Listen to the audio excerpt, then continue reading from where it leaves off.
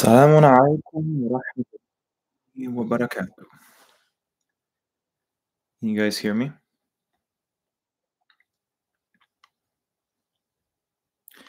Salam alaikum. Salam ARMBV.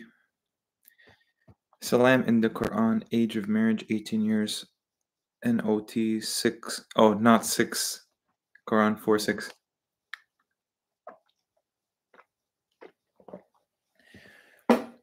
You know, I used to follow you. I think I still follow your account in the Quran, age of marriage 18 years. I think, if I'm not mistaken,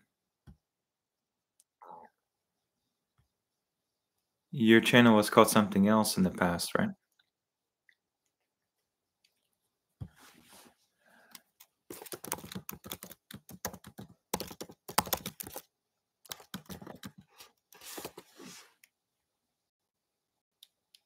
Yeah, C. Yes to good hadith, no to dirty hadith. I remember this channel. It's really cool.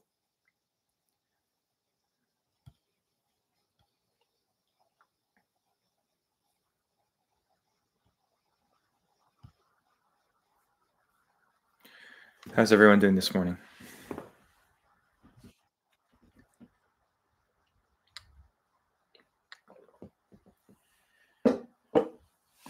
It's a bit rainy here today.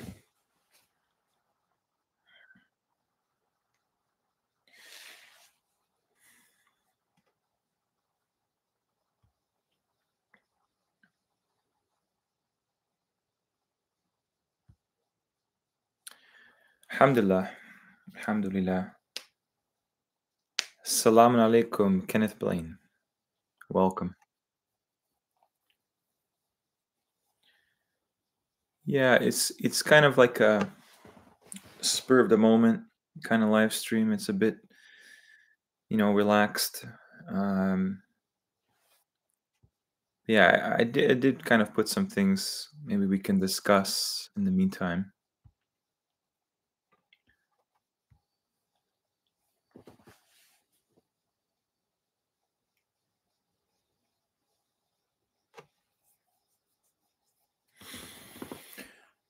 All right.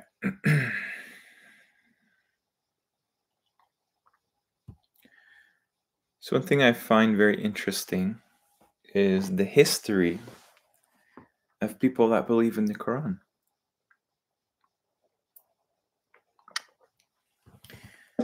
And maybe before I get into this, I can kind of bring up that hadith, since we had lots of fun with hadith yesterday. Has anyone ever told you the true history of Quran followers? I certainly didn't get any input as to what happened in the past regarding, people that follow this book since it was revealed to the Prophet Muhammad. Let me just give you an idea. Okay, let's find this. Let's find this hadith. This hadith, they will give you pretty much every single time they encounter a Quran alone follower. I mean, how terrible, isn't it? Like, you're just basically saying the Quran is sufficient as it's revealed, no questions asked. And for whatever reason, like, nobody can tolerate that. Not the governments of the world, not the Islamic sects of the world. They all have these differences, but they all agree this is wrong for some reason. And it's just kind of like, do they use their brains? What's wrong with this position? Oh, but the Prophet said some things and we have to use that as a guidance. No problem. No problem. I want to make very clear that hadith is a body of work that deserves study. For sure. In much the same way the Bible deserves study. Other religious texts, aspects of our history deserve study. This is part of what it means to read signs, evidences. By the same token, we cannot honestly compare hadith with the Quran. They're almost polar opposites of each other. I showed that yesterday in the live stream. If you guys missed it, I recommend you give it a watch.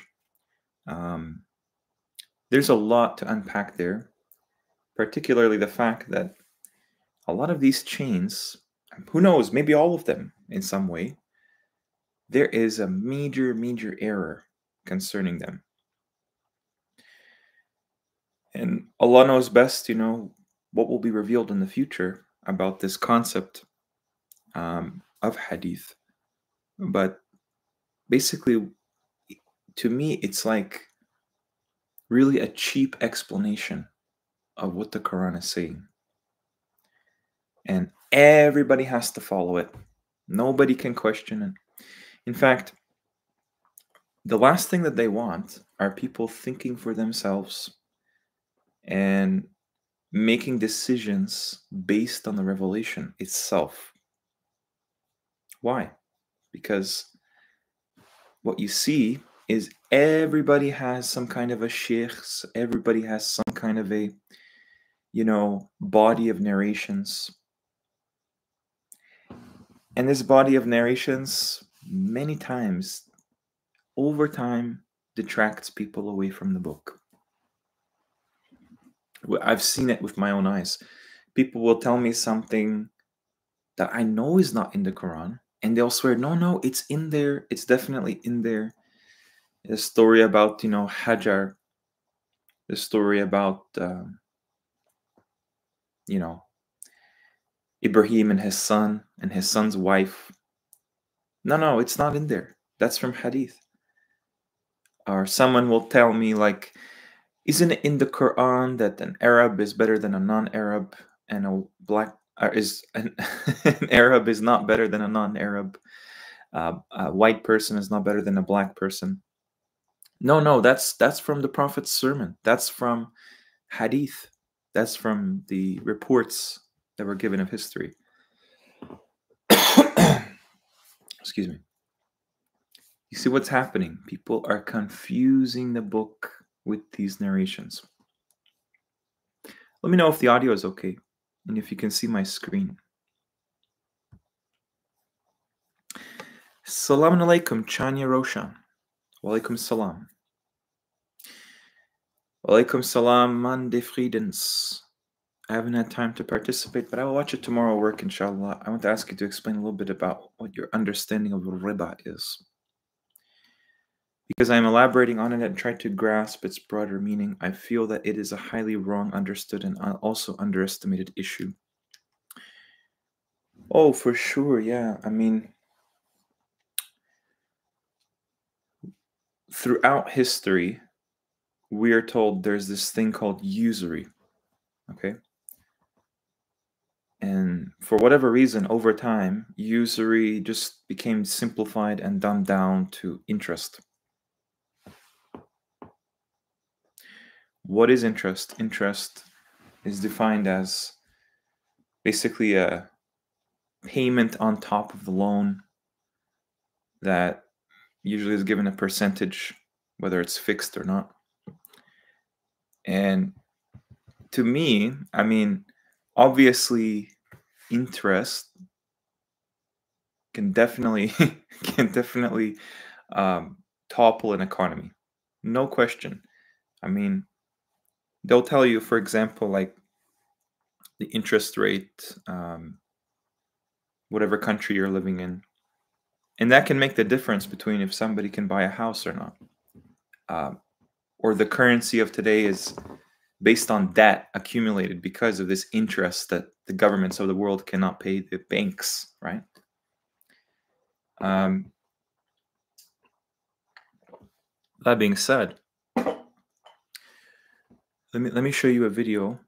I mean, this guy is really a treasure trove of information, okay? think every live stream I recommend this channel. This is an entire video about riba. And I think he explains it really nicely. That basically it is something to do with usury, the concept of usury. Okay, let me just find this for you. Think about that word, what it means, usury. It's like to take advantage of people, right? The practice of making unethical or immoral loans that unfairly enrich the lender. That's the textbook definition. Loan sharks, excessive or abusive interest rates. Many wise people in the past understood this to be wrong before the Quran. Now, what's very interesting is they will tell you in Sunni Islam, probably in Shia Islam, that usury has to do with interest. The existence of interest is a sin. Don't you dare buy a mortgage to afford a house. Just rent your entire life until you save up enough money. Right now, I mean, it's pretty much impossible to own a house. Unless you're very fortunate, then, you know, it's been passed down from your parents or through your family. But if you go to riba, okay, they understand this always to be usury. Now, it says right here, unjust exploitative gains made in trade or business. Isn't that a bit more broad, a bit more general, a bit more inclusive of so many things?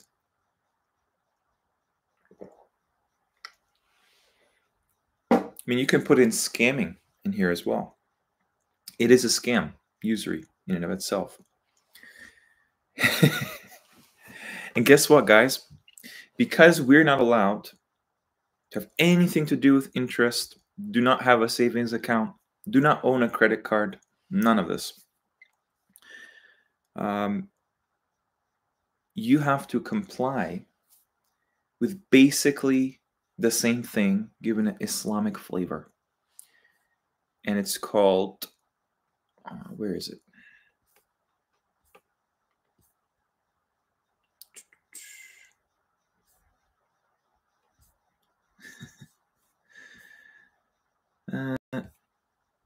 Murabaha, isn't it Murabaha? Yep, Murabaha.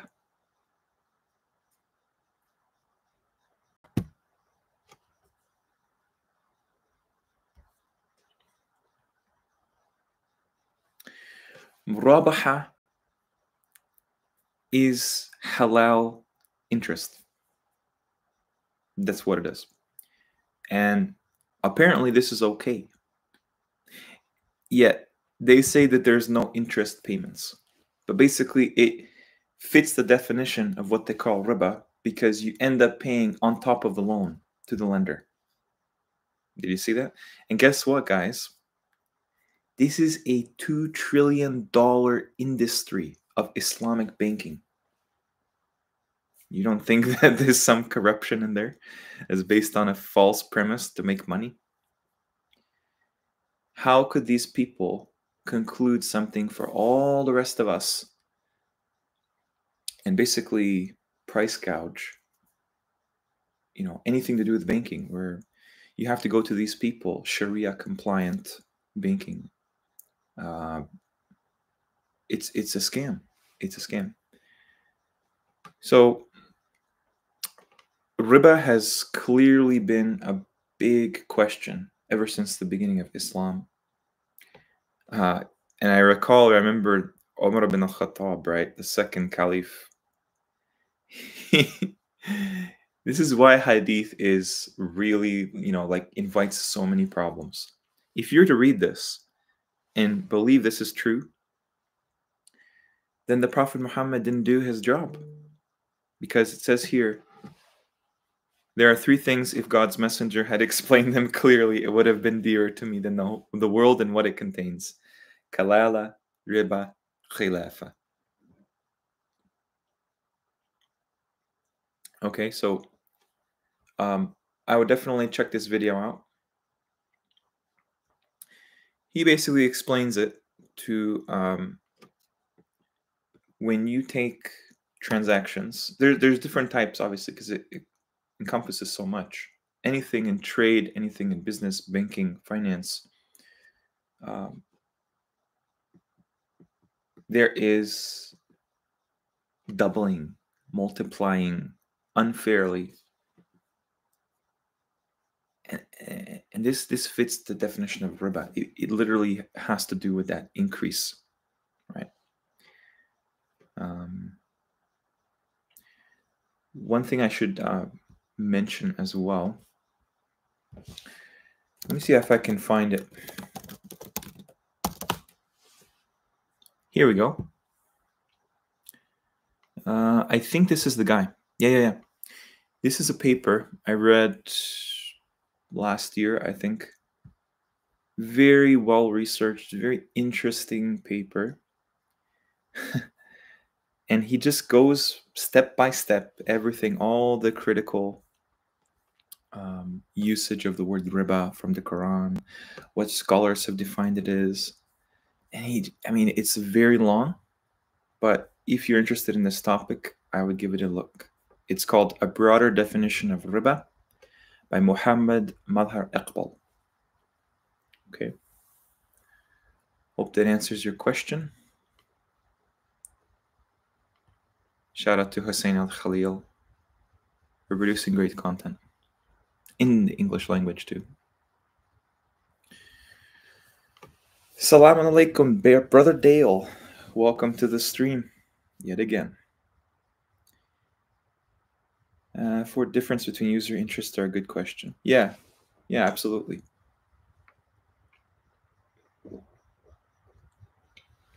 They tell us that it was basically the Jews that charged interest back then, because the heads of Europe in the Middle Ages, they apparently understood you're not allowed to have interest, right? And so they would allocate this to a people or a class of people that, you're not allowed to, basically the rule doesn't apply to them. They're not Christians, okay? Perhaps Muslims did the same thing, but I really think there's something sketchy about that story, simply because these people apparently were to blame for all the problems in Europe at the time, when clearly, here, let's see if we can find it.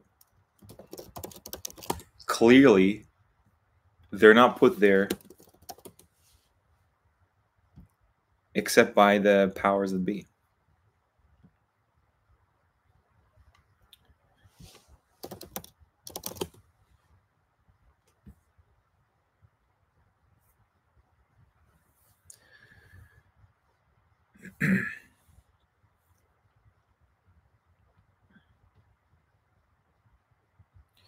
Yeah, it's a major topic. Usury is a really huge topic. But yeah, the name gives it away. Interesting that many societies actually had usury. They just called it different things.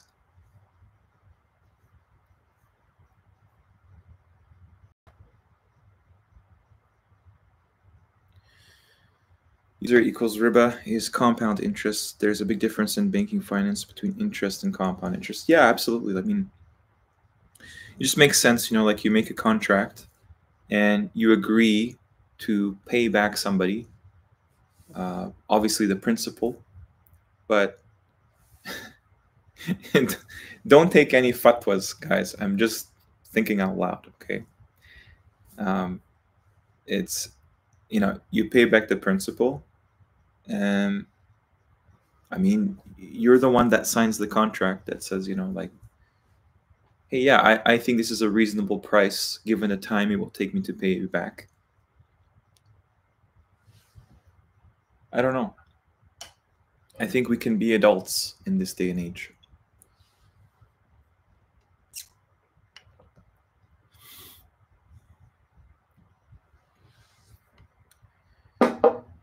Yep.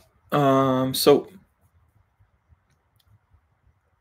let me just go back to this hadith. You guys, if you've ever encountered this hadith, I feel very sorry for you because this is a this is like one of the most monotonous, obnoxious statements that is somehow a proof of the sunnah. Not the sunnah of God, the sunnah of these people that are just replicating the same mistakes of the former peoples. Sunnat al-awwaleen. You think there's an accident how Islam just so happens to have a group of people called Sunnis, right? Knowing there's a Sunnat al-awwaleen, and another group of people called Shi'as, right? Knowing that there's Shi'as that are in hell, right? So let me just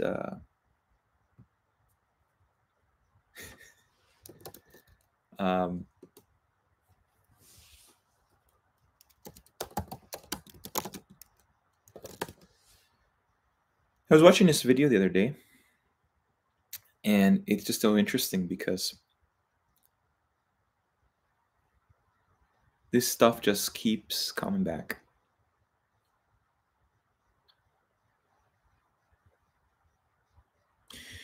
For example, one of the most important talking points against people that follow the Quran is that hikmah means sunnah. Imagine that. We're going to go into that. Hikmah means sunnah. Wow. So Allah subhanahu wa ta'ala, He revealed two different words, completely different words, to mean the same thing. And apparently, if you go into the history, nobody ever referred to sunnah as the hikmah in the history of Sunni Islam until a guy by the name of Shafi'i came onto the scene. And clearly there was a big problem because people were trying to find some justification for following these hadith. Notice this problem is very, very old. It's since the very beginning. The very first caliphs had this problem. You had people become apostates. They were just pretending to be Muslims. You had all kinds of fake Qur'ans being fabricated, sayings of the Prophet being, propagated and fabricated. There's so much that just like multiplied after the Prophet left. And still to this day, I'm going to show you the history of why that's the case. Because they like to say that, people like myself that reject this idea because this idea implies so much kufr and shirk, plainly.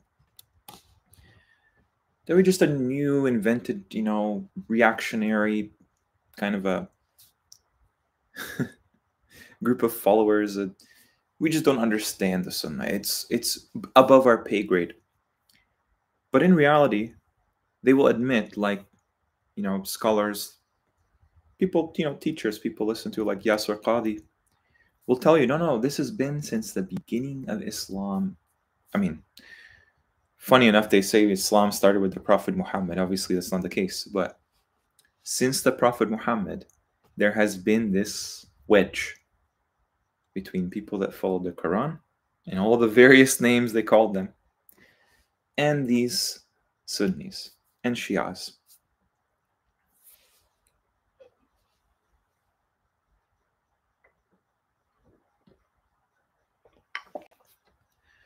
So one of the things that they use against people,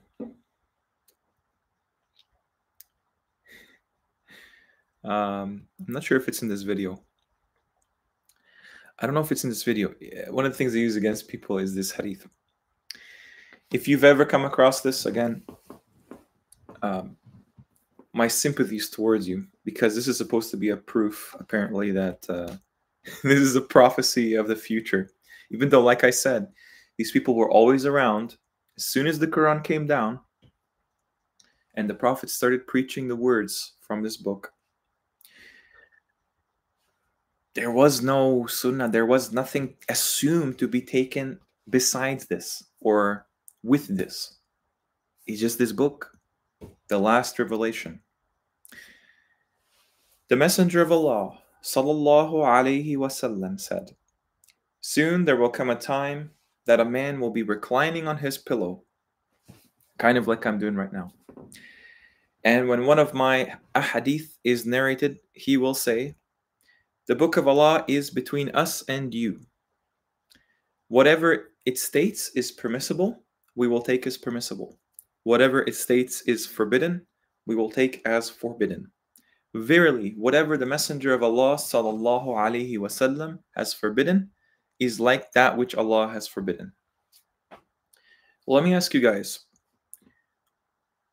what's the evidence that following the Quran as it's revealed, without any kind of scholars or any kind of, authenticated hadith, where's the evidence that is something? Where's the evidence that's wrong from this hadith?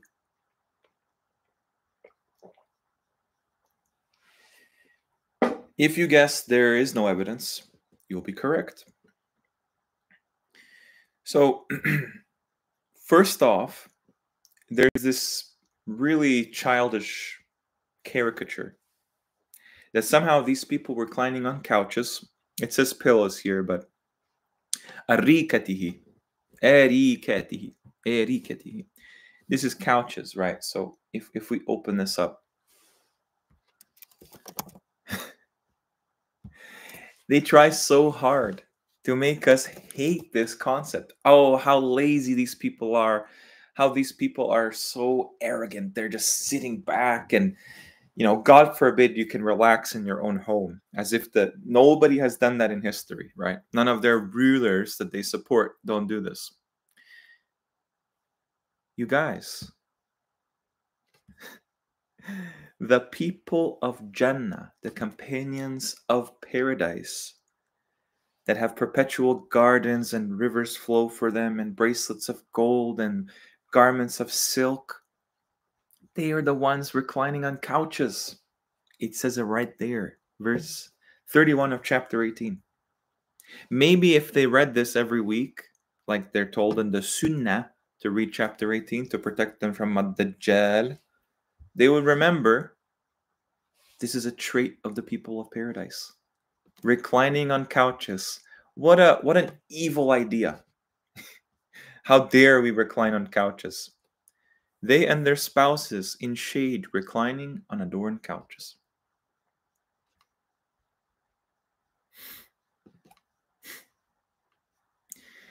This is the evidence. And by the way, they're trying to say that these people, they just accept the Quran and nothing else.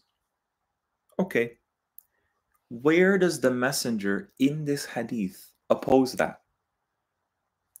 Look, they say venerating the hadith of the Messenger of Allah sallallahu alaihi wasallam and dealing harshly with those who oppose it. I don't see the messenger dealing harshly from this hadith. You would have to provide all kinds of backstory to reveal this, but I'm just a layman. I'm just reading what it says there. Look at it very carefully. Whatever it states is permissible, we take as permissible. Whatever it states is forbidden, we take as forbidden. That's literally exactly what Allah wants us to do. Nobody can pretend to be God and make halal haram and haram halal. And so, what does the Messenger of Allah say in response to this? Whatever the Messenger of Allah has forbidden is like that which Allah has forbidden. Do you know that actually supports what's being said? He doesn't even disagree with the people here, these Quranists. He doesn't disagree with them.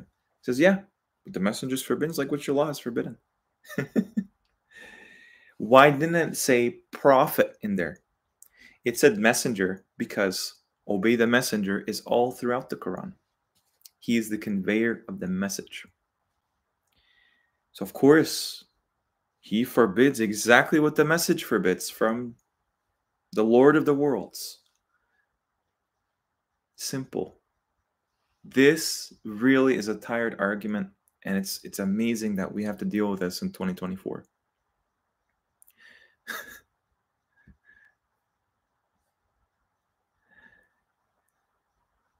Alaikum salam, Isaac. I will be giving a talk on the life of Sulaiman in a local halaqah group. Is there anything the traditional narrative misses about him? What should I look for in the Quran about him? Okay. Sulaiman, huh?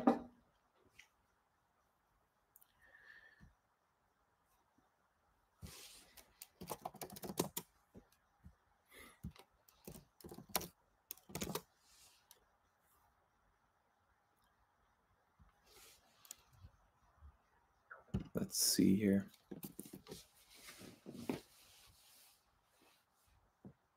I mean, if you think about it, what are the narratives we're given about Sulaiman in the Quran, right? Let's see if we can give you some ideas.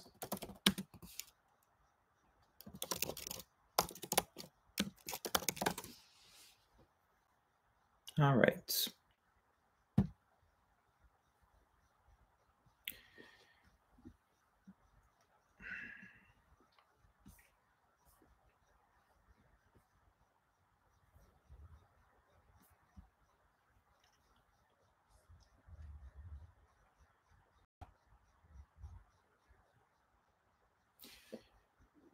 Man is a world ruler, clearly. And let's just see here if we can.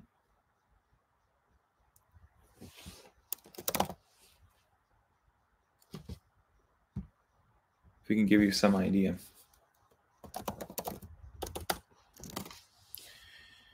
So, chapter 38, this is Surah Sad. And certainly we tried Sulaiman. We placed upon his kursi jasad. Then he turned. He said, "My Lord, forgive me and bestow to me a kingdom that does not belong to anyone from after me. Indeed, you are the bestower." So Suleiman's kingdom is something just absolutely impressive and the likes of which we've never seen in the world. So Allah tells you exactly the attributes of his realm. We subjected for him the wind to flow by his command, gently, wherever he directed, and the devils, every builder and diver, and others bound in the chains. I'm not taking these translations as valid in every way, okay? Because, I don't have time to go into in every word, but just take the general idea from this, okay? This is our gift, so grant or withhold without hisab. This is what Allah tells him, okay? And indeed for him is with us surely a near access and good place of return. Remember our slave Ayub. So it ends the story there. And what's interesting is, if you look at, let me see if I can find it. Chapter 34, that's Surah Saba. You can see what they built for him, right? So to Suleiman we gave the wind, its morning course a month, afternoon course a month. We caused to flow for him spring of al-qitr. I've discussed this in part 3 of my Mecca series. And they put this as copper, but really they don't know what it is. It is obviously maybe related to copper, and the reason why is because in Dhul-Qarnayn's story, where is it? No, this one, Aqtar. regions. They put this as regions, really. Okay. Allah defines this word as some kind of a barrier between the worlds of heaven and the heavens and earth. And if you try to ascend or transgress these limits, he sends this from fire, and this word is copper. It's not smoke. Okay. And he, this is the aqtar. So it's not totally blind how they put it. But where is this spring coming from? Have you ever seen in the earth anywhere a spring of molten copper? You would say maybe this is, some kind of technology. But Allah's saying that this is what He made flow for him. And if you look at, what qitri means, it's like a trickling down, something that's being kind of coming down, trickling, precipitating, as if it's coming from the sky. One thing that's really interesting is the devils from the jinn. They worked for him like on a scale you can't even comprehend. Diving, making all kinds of different things, okay? So they worked for him what he willed of mahariba, وتماثيل وجفان كالجواب. All of these things deserve a proper kind of focus, and you get the impression this is some kind of like Bronze Age culture or something. Not at all. This is a very advanced civilization. And you have to ask the question, is Solomon's temple, his kingdom, is that really in Israel today? Is that where it was? I would suggest there's no evidence of that whatsoever. Work, O Eli Dawood, shukran. But few of my servants are grateful.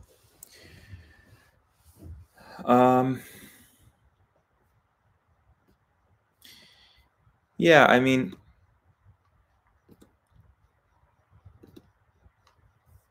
basically, this is the most amazing thing about Suleiman's story, is that Allah grants him so much dominion in the earth. And what do people do? They follow the devils. They follow the devils. One thing that's interesting to know is these angels, Harut and Marut, that are related to Suleiman's people, they do not teach people magic. Not at all. Let me show you why. And followed what recited of the shayateen upon the kingdom of Solomon. And Suleiman did not disbelieve, but the shayateen, the devils, disbelieved. They teach mankind the magic and what was sent down upon the two angels by Babylon, Harut and Marut. And they did not teach anybody unless they said, we are only a trial. So do not blaspheme or disbelieve.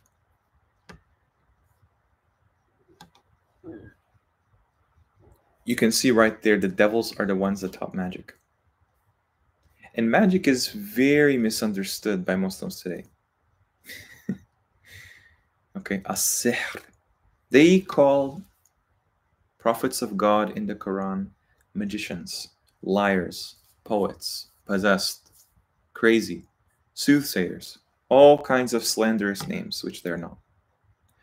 So the question is, did they see this as some kind of like competition to what they were doing? They didn't explain it. None of, Firaun has magicians, right? We even see like all kinds of superstitious practices even today. Obviously,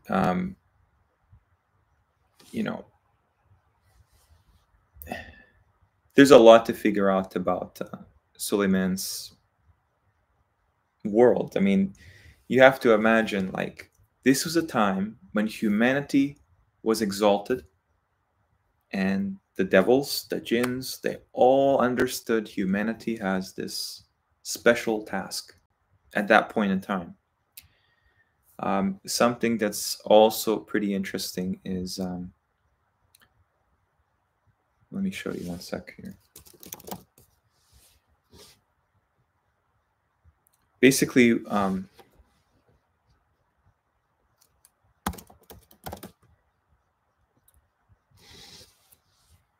can find in the Quran that when Suleiman died, when the death was prescribed for him, nobody knew about it. The jinns did not know he was dead.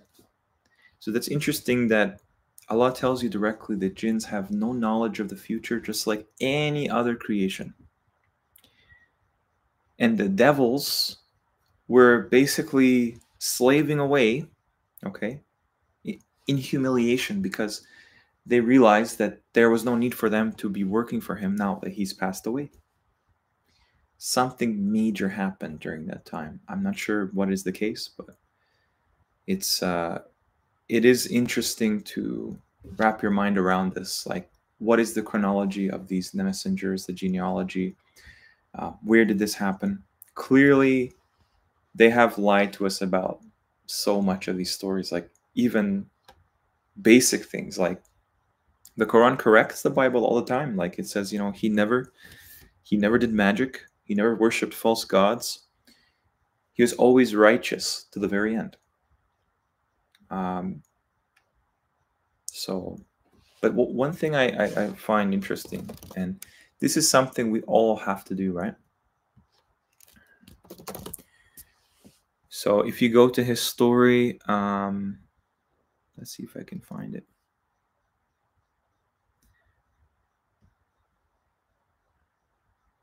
Yep.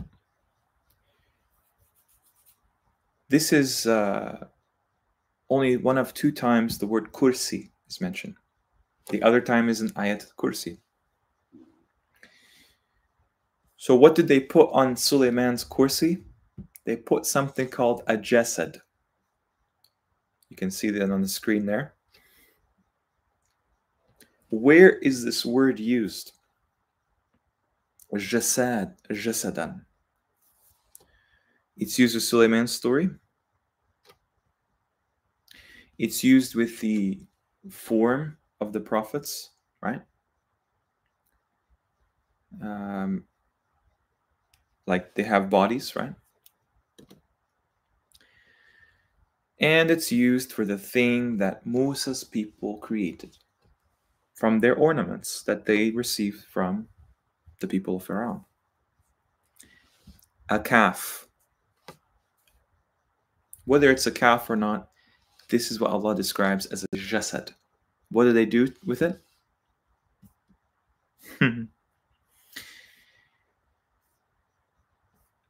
Samiri, As-Samiri is the one tasked with creating this in the Bible and the Quran. And Musa is away. Just like Suleiman is away from his people, he has no dominion. And this is what they do. They exalt this body, this creation, or whatever it is, this figure, this icon. And As-Samiri tells Bani Israel, this is your God. But Musa forgot. He's not there to defend himself. And when he comes back, he's really angry. Here it is. As-Samiri extracted for them a calf. This is something really we don't understand how this happened. Fakhriju, fakhrija, fakhrija. This word I'm going to talk about, inshallah, on this stream is really significant. It's like something of a natural process. But this is used for some kind of a idolatry, right? Even had a sound as well. This is your God and the God of Moses, but he forgot. Okay. So I thought that's an interesting comparison, that basically the same mistake, perhaps even the same thing. Maybe this thing came back. I don't know. You get from impression from the story it's destroyed. But Bani Israel have a way of repeating their mistakes. those are just some insights on Suleiman's story. If the ahadith are revelation, why do they differ words from the Quran for the same thing? Yeah, exactly. Absolutely. My understanding is usury as interest. Any other explanation is justification to use the current satanic banking system. Yeah, of course. I get what you're getting at. Obviously, you can definitely corrupt and enslave the world through interest, no question. However, you can also do it in many other ways, on every level. It's not like if interest didn't exist, we'd all be living in a utopia. That's just my, initial thoughts. But then they say, in order to be able to relax, you need to work hard first in this dunya. Yeah, I know. Even that hadith, they need tafsir for in case they think for themselves. That's the thing, is it's actually not conclusive. Like, you can interpret hadith even to a greater ikhtilaf, difference of opinion, than in the Quran. Interesting, eh?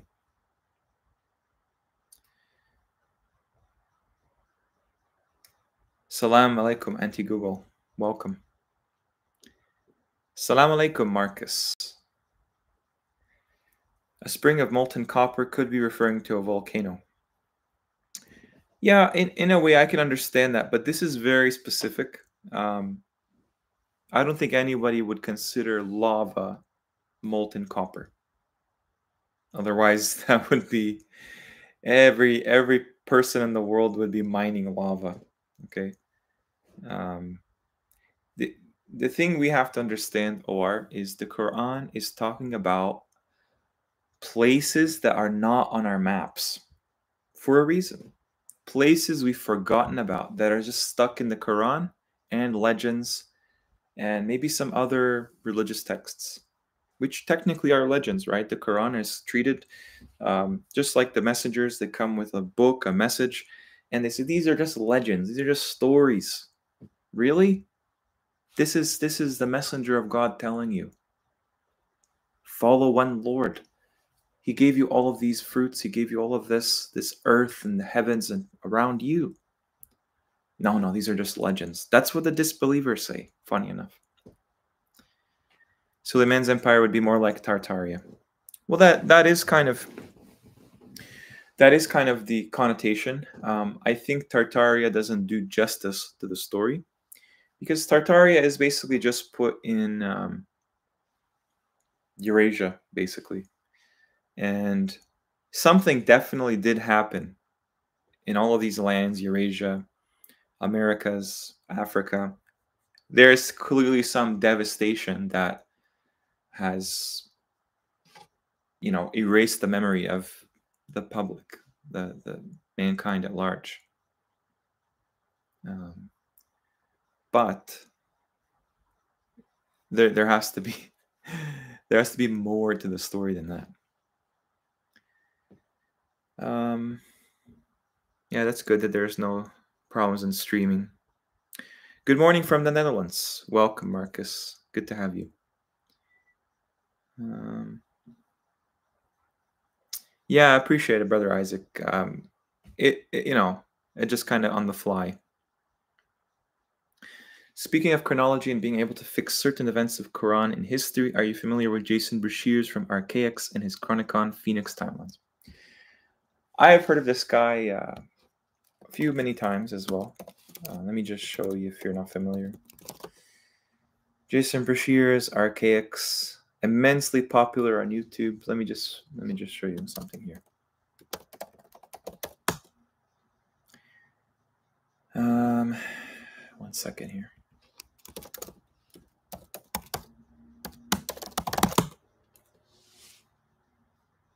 Okay. This is his timeline. Let's just open it, shall we? I can't. Okay.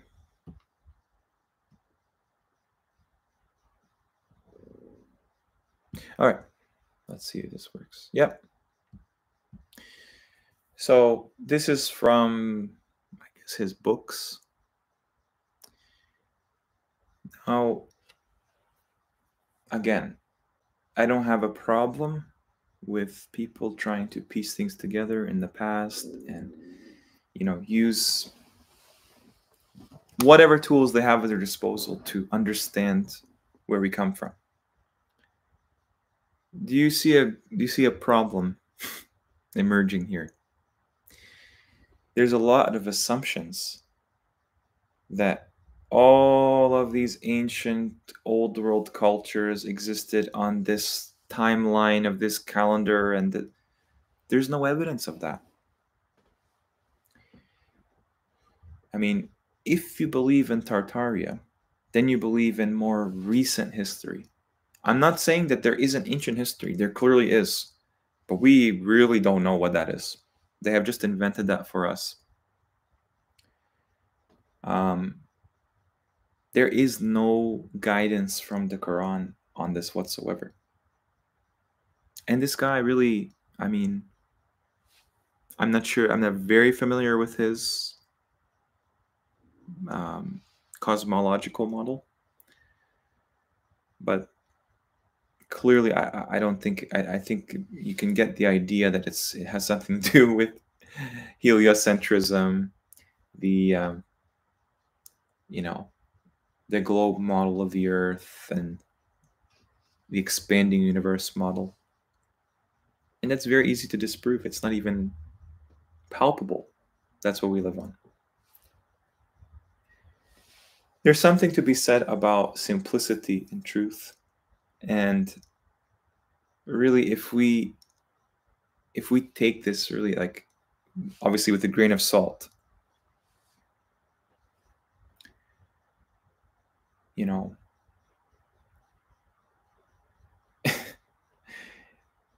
there's something like major missing here, and to me it's the Quran.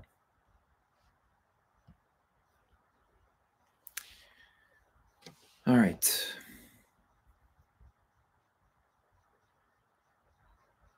Yeah, so Koshin, I mean, I obviously haven't looked into Jason Bashir's work on Archaics and Chronicon and Phoenix timelines and stuff. At the very least, I can say that there are resets. There's definitely resets. No question, all these civilizations in the Quran have resets. And that's what he shows, really. But really, to put a date on everything, how do you know that's when that happened? How do you know these societies existed? How do you know they're not copies of each other? How do you know where they existed? Do you really think the Phoenicians, the Romans, the Carthaginians, the Greeks, the Egyptians, they all existed where they tell us? They all existed at the same time that they tell us? No. Not a chance. Marcus, what do you think about Australia as the furthest masjid? Well, I wanted to start with Quranic history, but I guess it's maybe better to kind of touch on Quranic cosmology.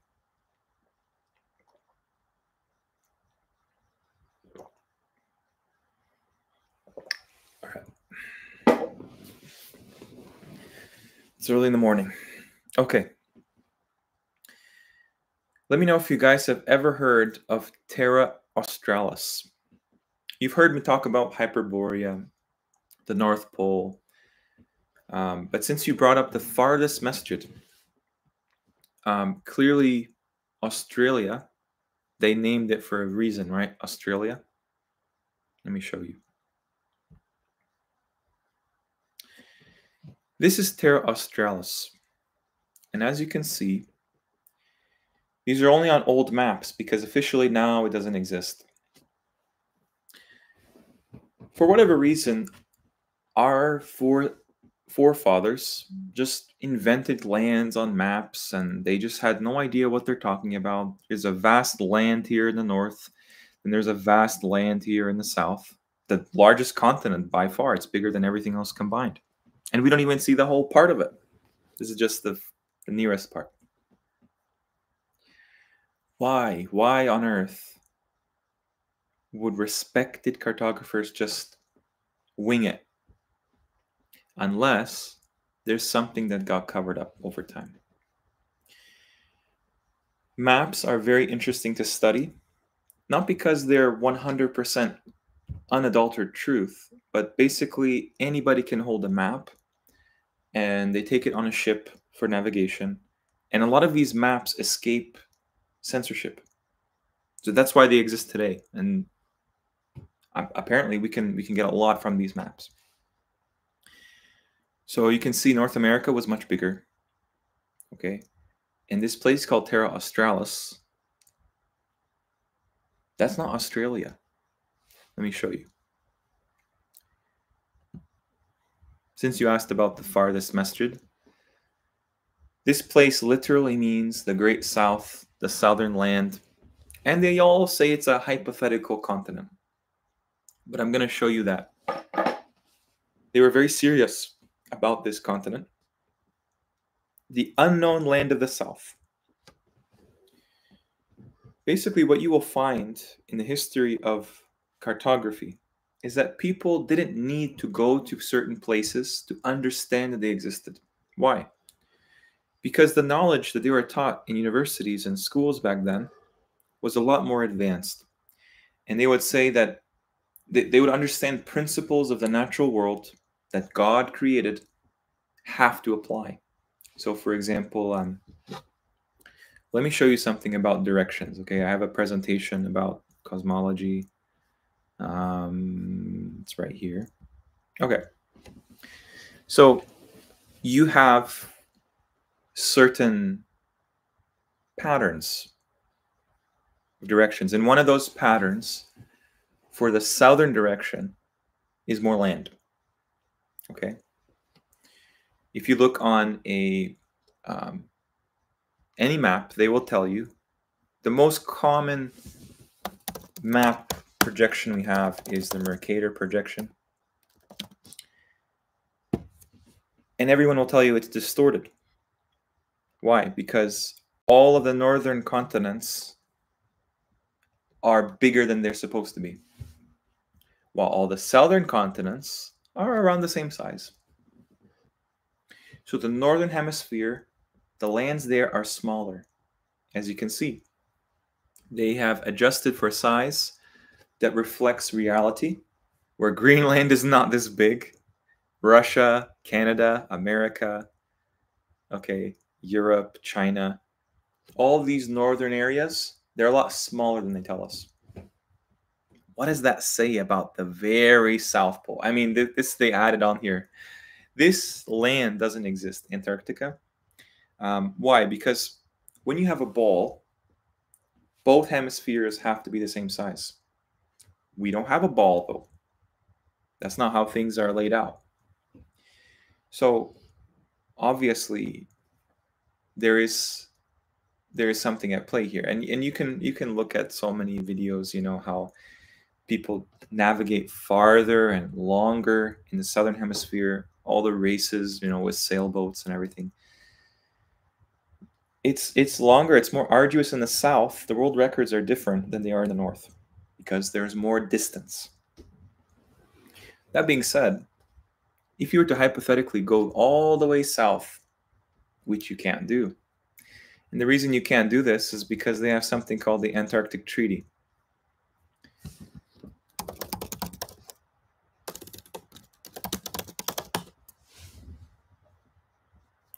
The Antarctic Treaty is a worldwide conspiracy. Why? Because all of these countries set aside all of their differences, all their different flags, and they say you're not allowed to come beyond the 60th parallel south without our permission. Why? Why are they afraid of?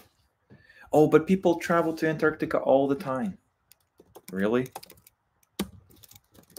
What do they see? The coastline. They see 2 islands. One of them is called Deception Island.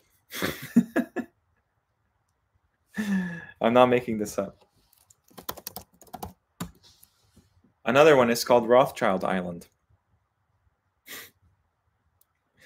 You see what's going on?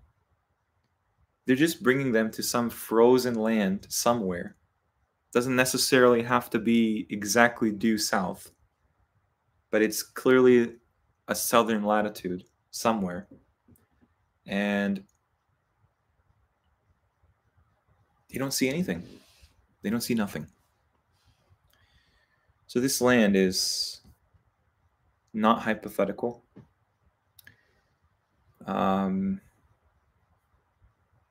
This concept dates back to Roman times, and it had a resurgence during the Renaissance. Why is there just a huge land,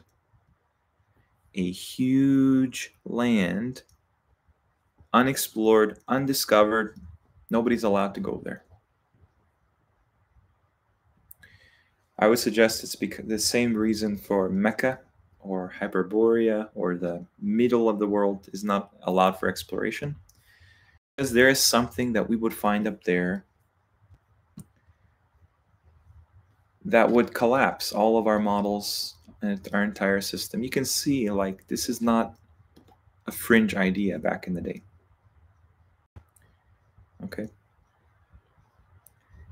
Al-Aqsa. Al-Aqsa is basically there. Exposed, right? Al-Aqsa is exactly what it is. The farthest point in land you can go. Anyway, guys, I'm going to take a break. I'll be right back. 1 second.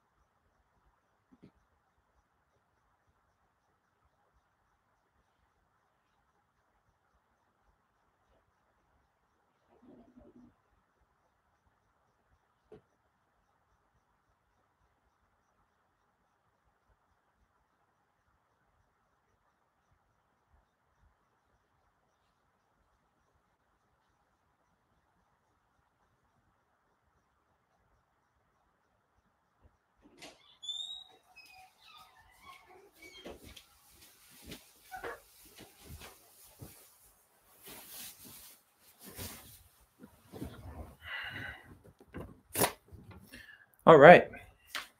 Thanks for sticking along. So, what were we talking about? Al-Aqsa, right? Okay. Anti-Gogol, the reason why they tell us the hemispheres have to be equal is because they tell us that we live on this. It's pear-shaped, but it looks like that. And you notice that if you have any discrepancies in the size of continents, you know, more land in the in the southern hemisphere than the northern hemisphere, you're going to have a problem, because now you have to prove beyond a shadow of a doubt that we live on this ball and everything is equivalent, right? If you were split this north and south hemispheres, they should be the same size, but they're not.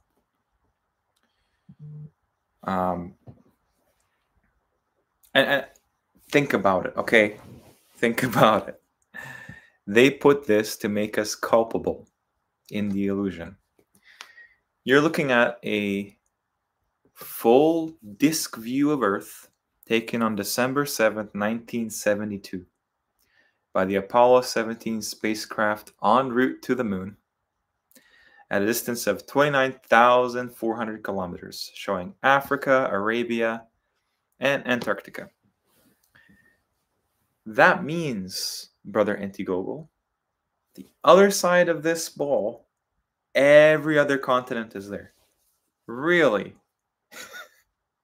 Can you just picture every other continent on the other side of this ball?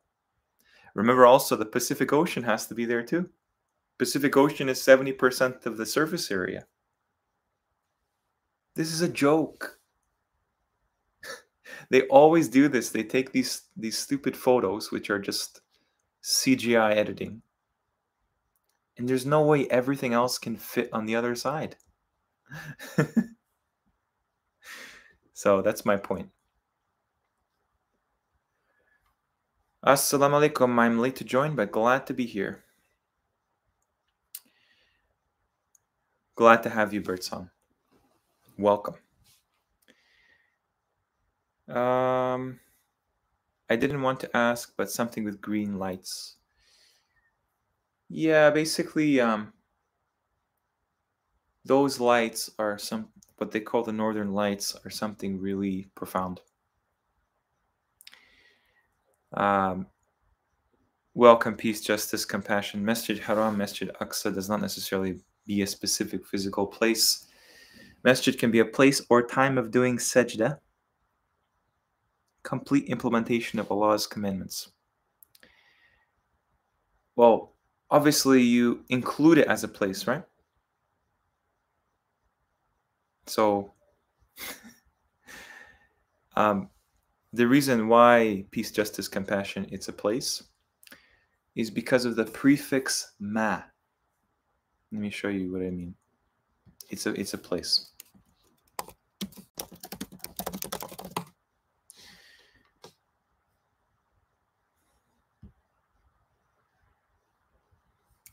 Manzil. Let me show you here. Bookshelf, maktaba. Kitab, kutubin, a place of books, place of writings. Madarasa, a place of teaching. When you have ma in front of there,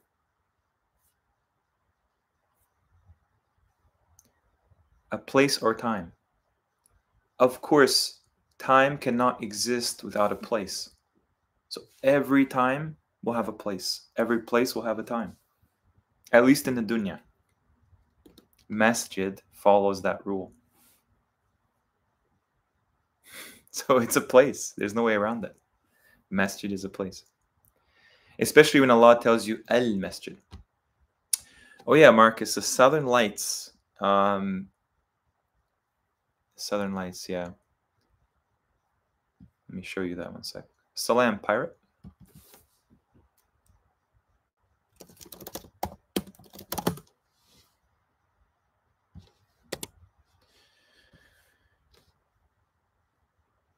So they tell us that this comes from the South Pole.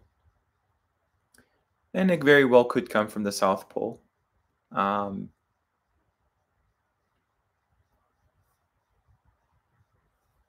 Interesting that it's always in a ring. But if you compare these ones, there are some slight differences, but most of the time, like, it's not easy to tell them apart. You can see the same patterns in both hemispheres. What did I want to show you guys?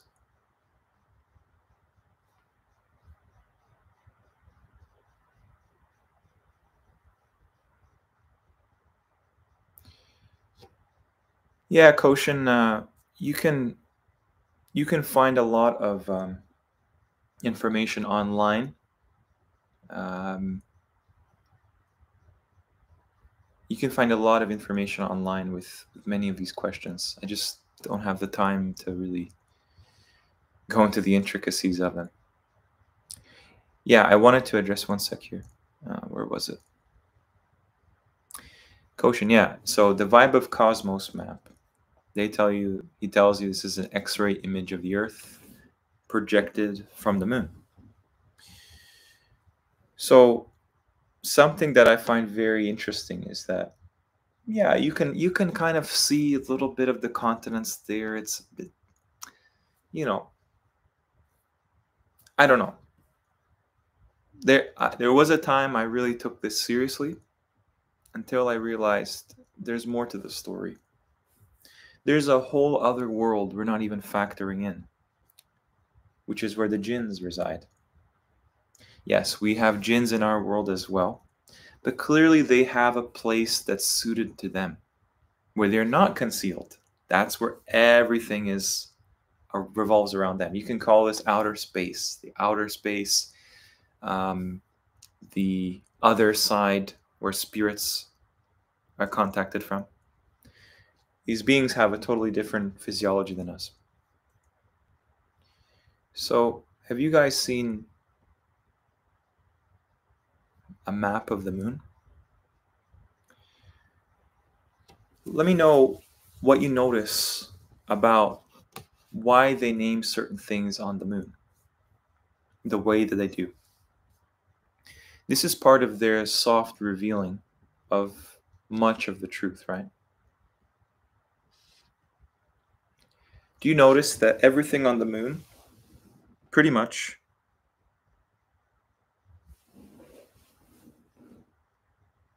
is an ocean? Sea of cold, sea of serenity, sea of tranquility, sea of crises, sea of fecundity, sea of nectar, sea of islands, sea of clouds. Why did they name these all seas? And by the way, this is all the black parts, which the Vibe of Cosmos channel tells us are continents, whether they're underwater or not. He sees this as continents. NASA sees this as seas, and even before NASA, Galileo, and they call them seas. Okay. Let me just do something quickly. Okay, I'll be right back.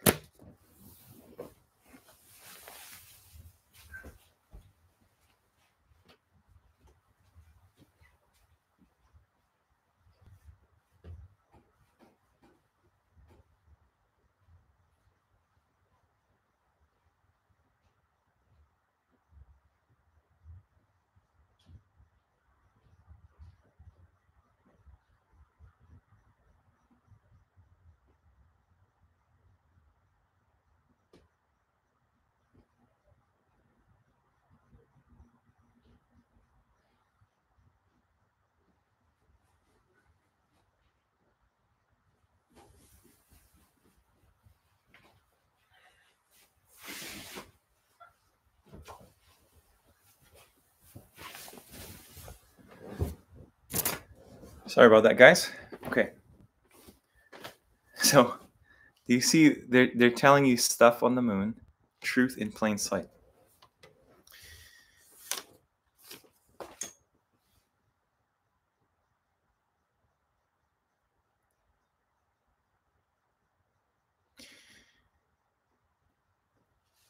The reason why peace, justice, compassion is the reason why al-Masjid al-Aqsa is specific is because it has a definite article.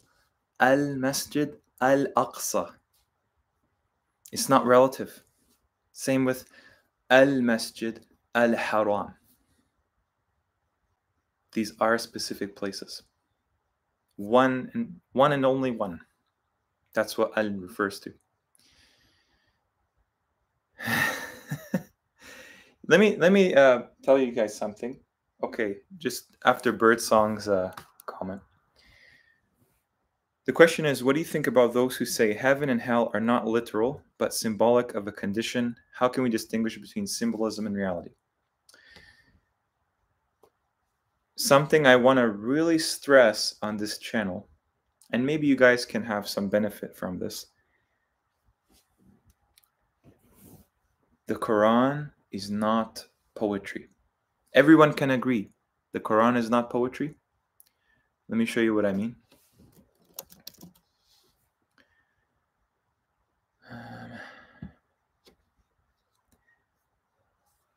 We did not give the poetry. We did not teach the poetry to the Prophet Muhammad, to him. There are many verses that suggest Allah says what he means and means what he says. In this particular Arabic Qur'an, clear, concise message for the worlds. That being said, clearly it does have poetic devices. Let me explain. You have in literature metaphors, you have in literature similes, things like that. But that's only where it's very clear that's what it is. One of the stories I can show you.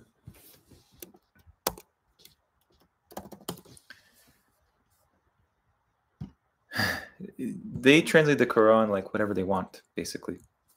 So this word right here, you can see on the screen, is a species of creatures called jinn. Not jinn, jinn. Jinn are above on the top screen, all the way on the top of this webpage.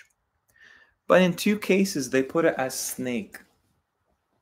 Why, you ask? Well, if they put it as jinn, they would have to explain why Musa's staff became something like a jinn.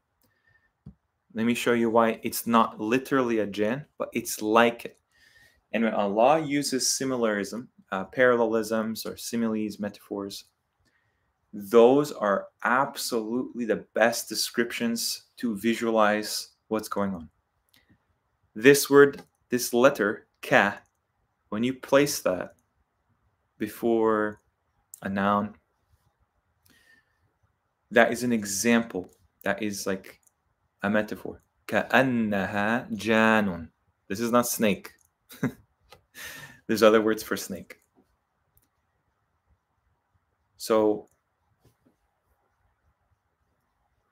that's what the representative speech will sound like. I'll give you another example.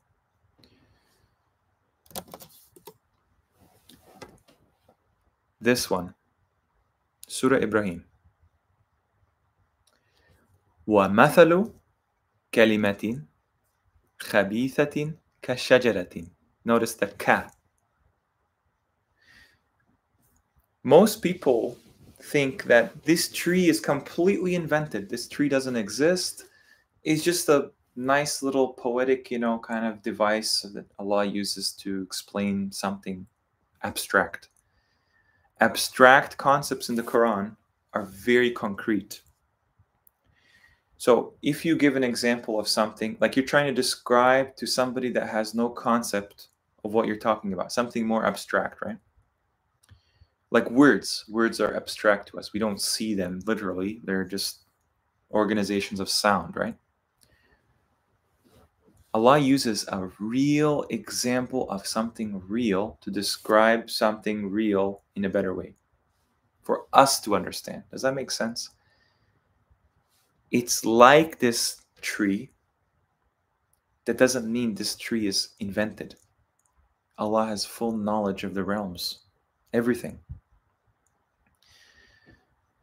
When you describe something in your personal life that you're trying to give some kind of familiarity, like, oh, this person is like this.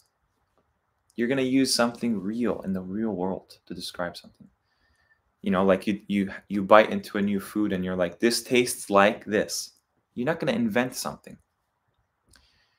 So the question is heaven and hell.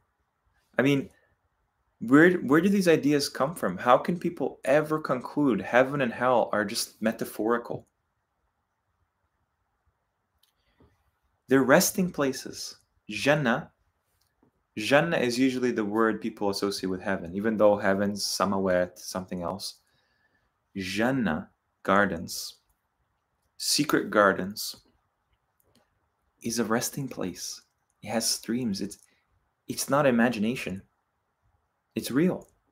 This is so important, brothers and sisters, that we take this seriously and not invent like hell is some kind of like physical state or emotional state. No, it's a real place. It's actually conscious. It's alive. It speaks to Allah. And it's so important because this is part of the akhirah, the hereafter. And if you have doubt in that, things will only go downhill from there. The people that don't believe in the hereafter are in a very bad position at the end of time.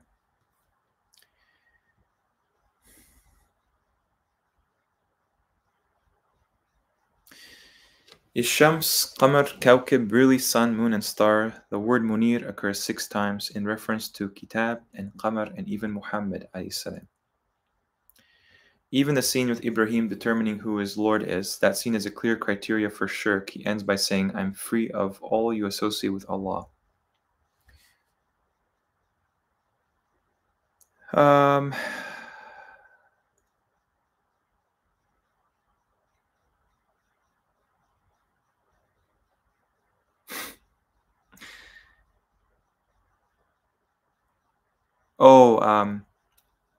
MTMP, the Al-Haram is possessive. That masjid belongs to Al-Haram. It's a possessive noun. So it's like the masjid of the Haram.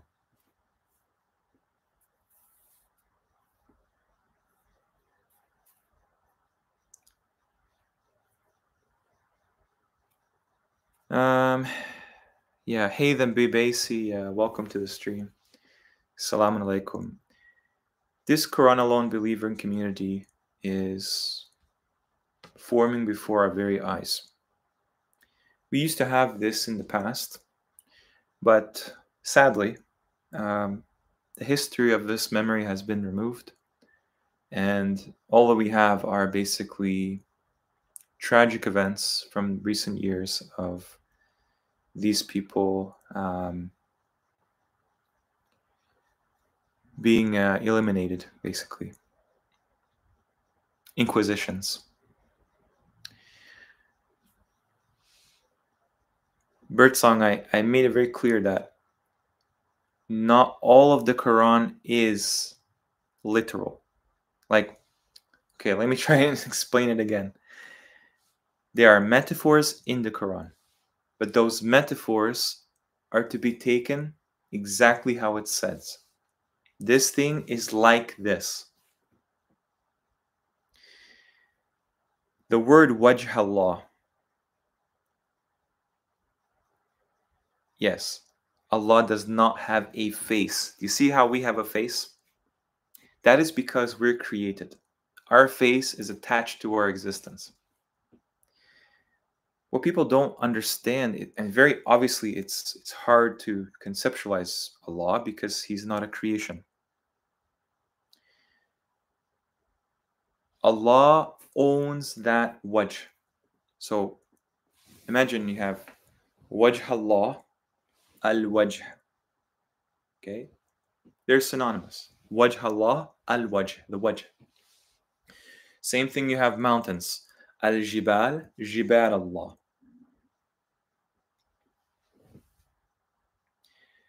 Allah. There's other things that Allah describes under His possession that are not like, we have to get past this Salafist, anthropomorphist understanding of these anatomical terms. You stated correctly, there is nothing like Allah in the creation. He's uncreated, the only one who's uncreated. So when something is His possession, like for example, hand of Allah, obviously, that's not a body part. Allah is outside of the creation. I'm not here to tell you to describe Allah. I'm telling you what He's not. So Allah's hand is clearly something that He possesses. It's His property that is not like us. You understand? Like, our hands are attached to us. Can't just let go of, it's not like we don't have this supreme authority to be divorced from the creation, right? Allah is separate from the creation. That means every single creation is separate from Allah. Separate. There's no anthropomorphism in the Quran of God. Okay? Everything that is described as His possession, He just owns that. He has full control over that. It answers to Him. This is how the angels are described. The angels are described as God's hand in this creation. Right? Like Allah's spirit. What is Allah's spirit? How can Allah have a spirit? He created the spirits. He created the souls. Clearly, we're missing a huge, huge piece, because all of these created things, they're not part of Allah's existence. He pre-existed all these created things.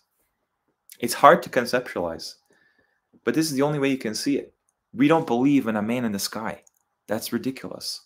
That's what the Christians believe in. That's what the Jews, some sects of Judaism, believe in.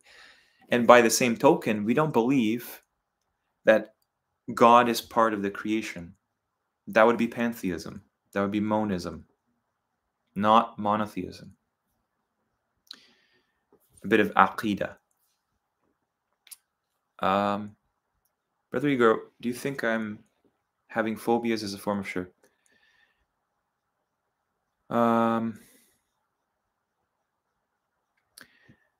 Okay, so basically,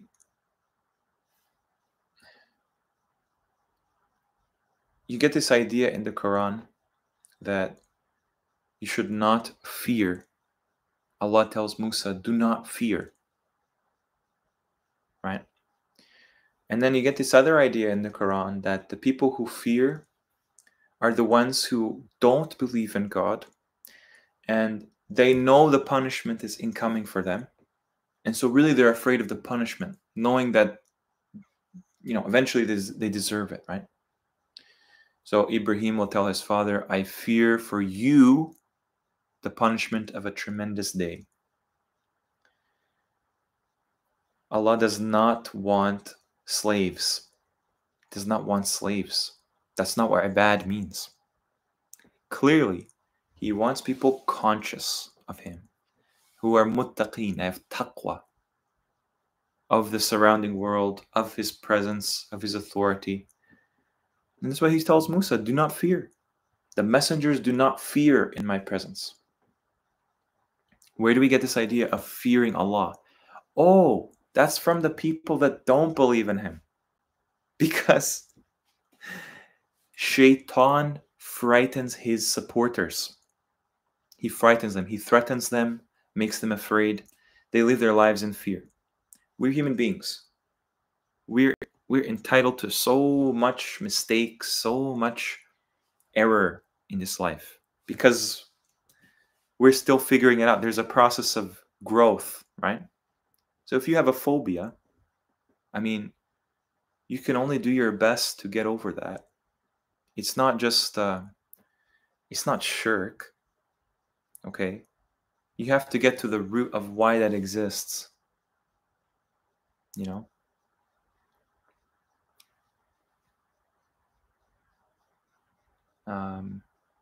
Yeah. Most times, fear is like this, like lack of knowledge, basically. Most of the time, you don't understand something that creates the fear.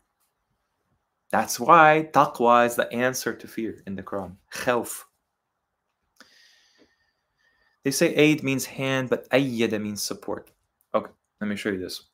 I think I've answered this like a couple times. Support.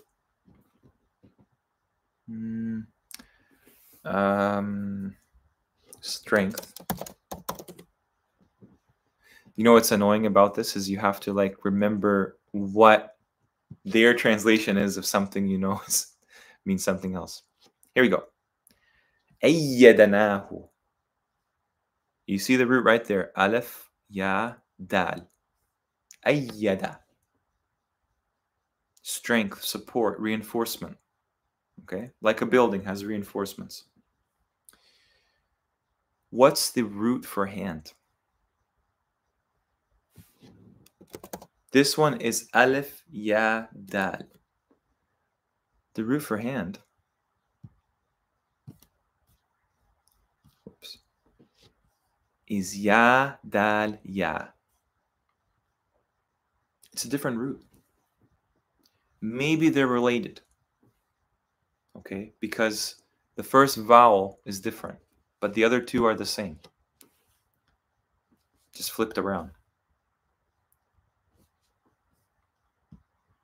We don't understand I mean, if you go to other languages, Semitic languages, hand is very broad. It's like, think about it this way. There is a, let me show you. Like, for example, they translate ma malakat aymanikum, right? What your right hands possess. Do you literally hold those possessions in your right hand, those people or whatever, in your right hand the whole time? No. You can take a literal definition in a broader category. Like, give me a hand. Are you asking somebody for a hand? No. You that would be morbid. You're asking somebody for a hand. Give me a hand. These angels or whatever they are. These are Allah's hands in the creation. His hand. It's not a physical hand. I actually want to show you a really good example how people can get carried away with this aqidah, okay? And it's with this word I.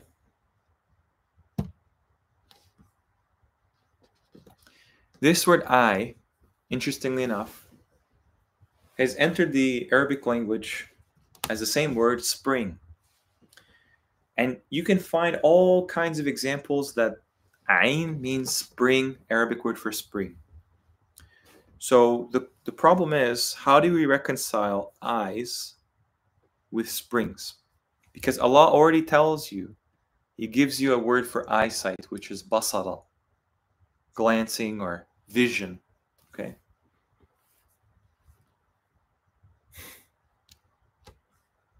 Allah does not have an ain. Let me show you what I mean.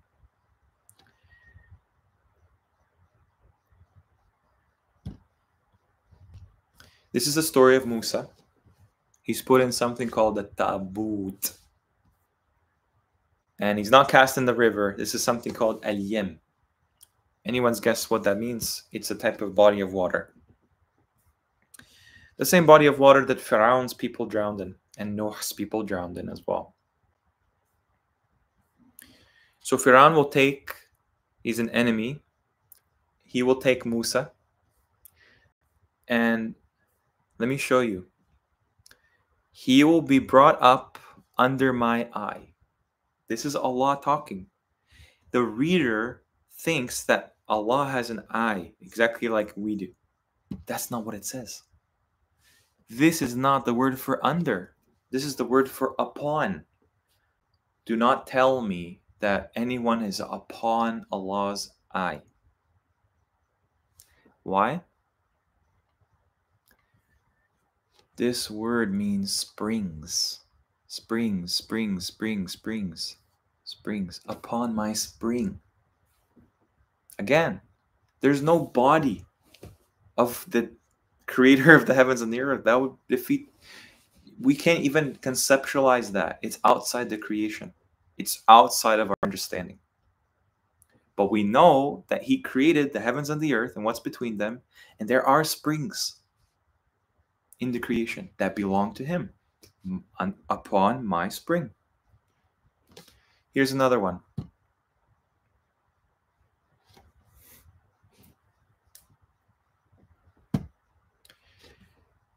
Construct the ship by our eyes. No, doesn't say that. When you go to the story of Mary, I think it's here. Nope, let me find it.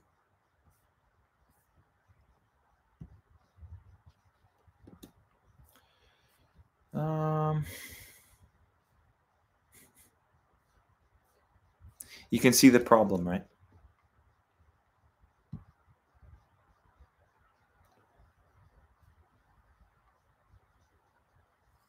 The problem is Mary was raised ala aini.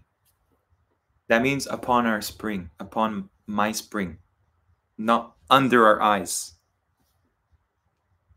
It says ala under. Anyway. Yep.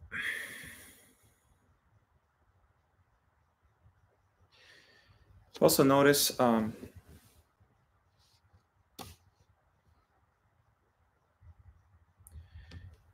also noticed some people and religious figures never say Masjid al-Haram with the elongated alif, like in the Qur'an, they say Haram.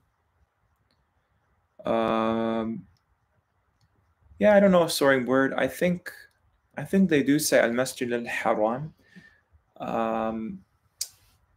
They say, I think what you're talking about is like Muharram. That's a month in the Quran. Or not in the Quran, sorry. That's a month in Islam. Muharram. It's actually coming up, so they have a big pilgrimage at that time.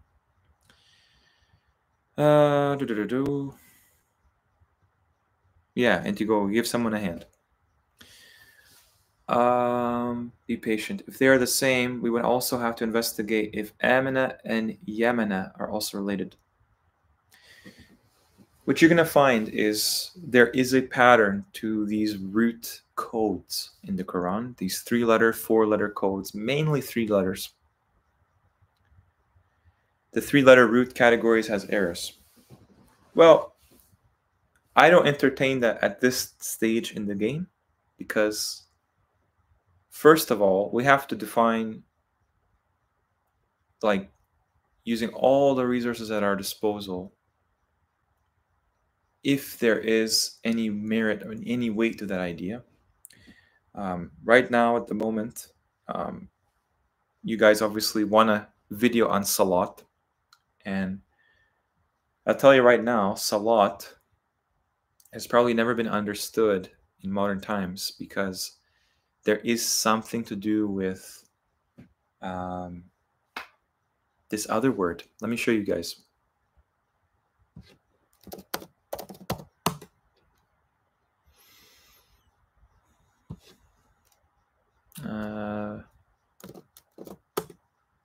Here we go. If you guys can see my screen,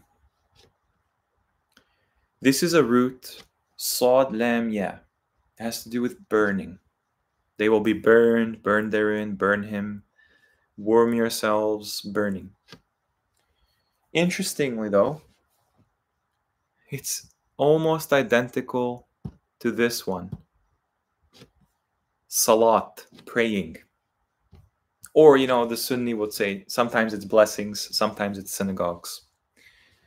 You can watch the first live stream for information why the prayer system applied to this word salat doesn't work. It's something more profound than that. So I checked this word, you know. Maybe I'll put that video on there. I don't know. But definitely when I get the first part of the Salat series, you guys will see there's something related to this root. Okay? Also, I've mentioned before in the past, when you reorganize the letters in the roots, like for example, this one. Let me just find it. Asl.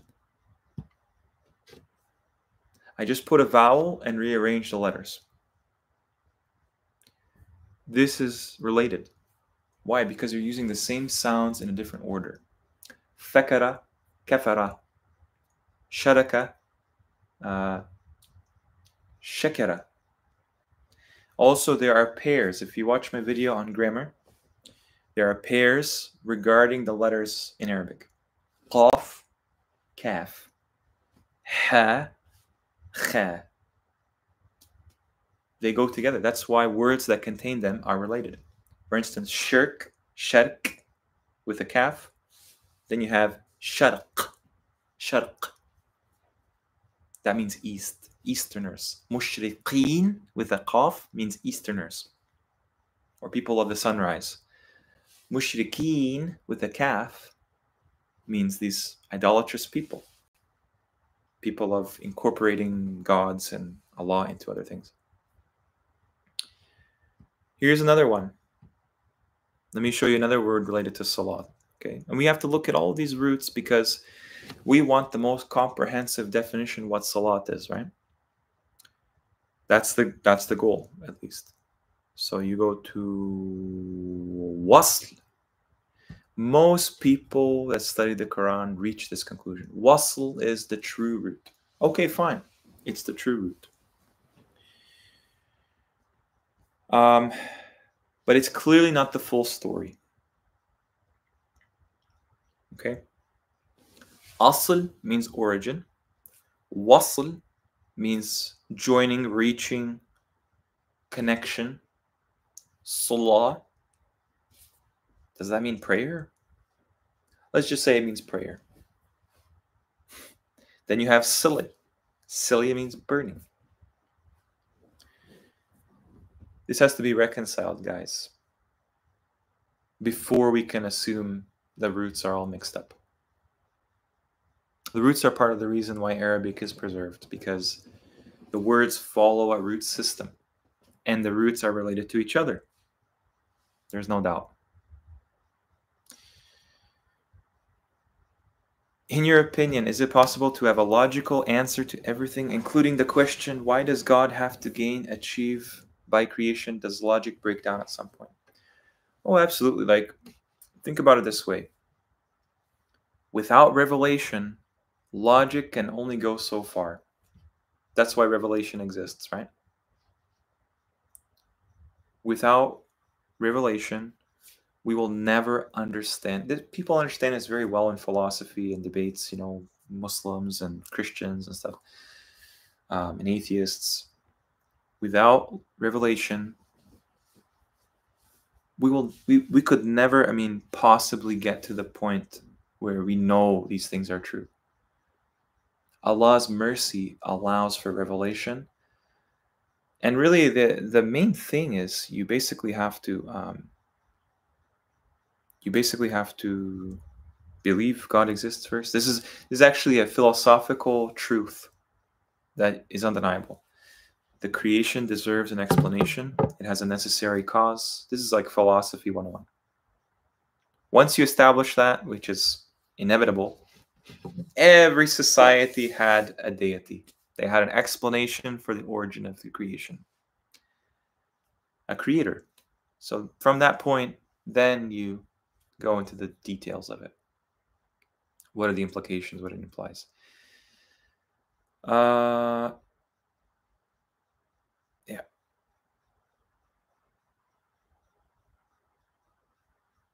So,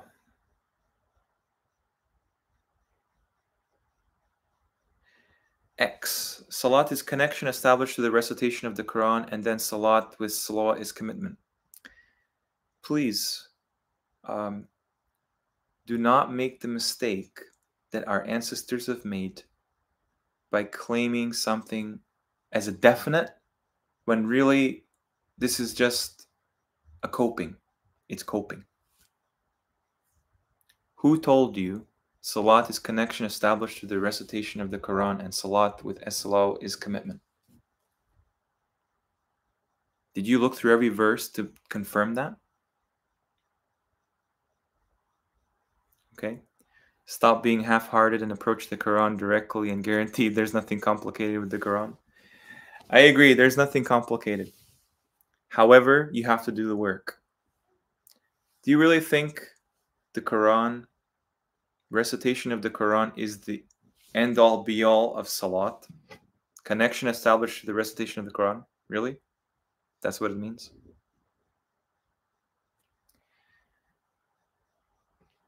No, that's included in salat, for sure. That's not all that it is. Just like prayer can be included in salat. Dua, prayer, can be included in salat. Establish the dedication and the enlightenment. Safety. These are vague ideas. What is the dedication? What is the enlightenment? You understand? This is the Sam Garen's logical fallacy. You telling me that as-salat means the duty. What is the duty? Allah gave it a definite article. It's a specific thing. It's not a vague abstraction. Okay?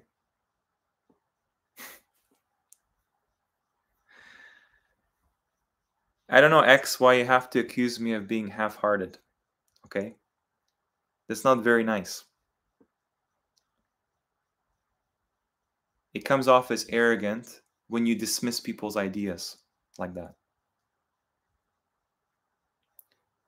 And you'll notice that this is a thing now because the coping away from the sects of Islam is very strong. That's why I don't associate with Dr. Hani. I don't associate with the 19ers. Sorry, I don't.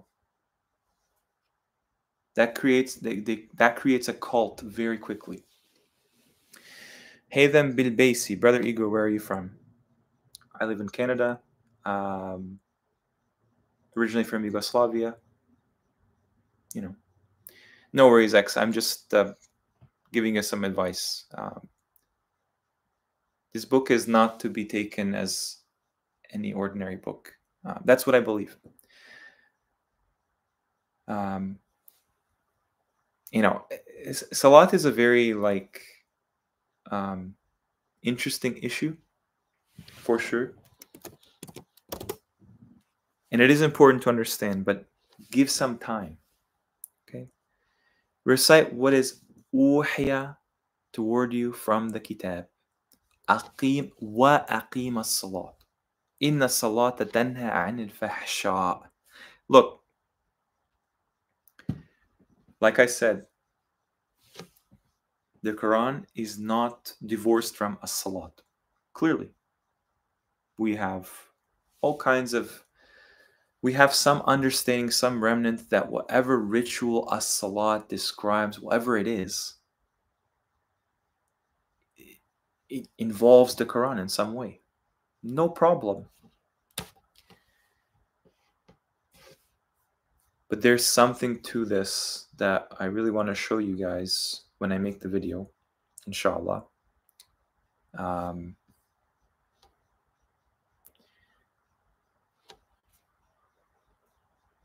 There's something about our existence, about our world, we cannot actually measure. We can't see. And, you know, it just makes sense, you know, that Allah is testing us in this time by the unseen. Let me show you. Who believe by the unseen, the hidden. غيب means hidden. And يقيمون الصلاة. We have salat that is individual to people. Salatihim, their salat. And then we have an absolute version. The distinction has to be made, guys. They're telling us this is prayer as well as blessings. Then they're saying it's synagogues. And whoever doesn't pray this way goes to hell. That's their motto. That's just how Sunnis talk. Clearly, it means something else. Let's get that straight. It doesn't mean what they tell us, at the very least, okay? Anyway.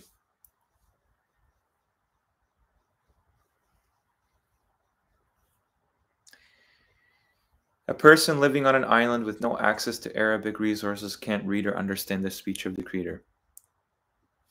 Birdsong, it's very important to keep in mind that there's no injustice done to anybody.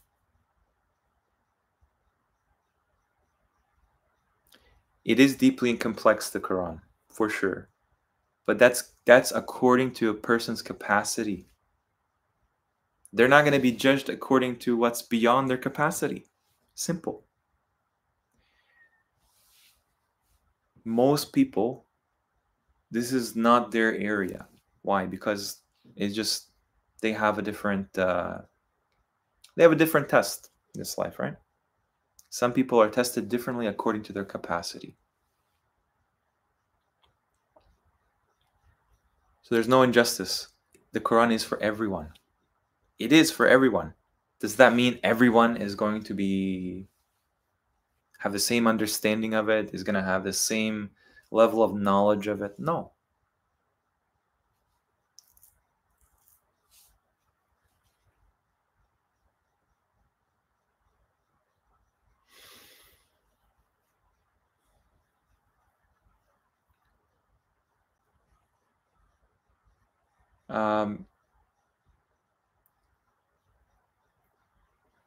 The word for connection is wasl. Salat is a different word.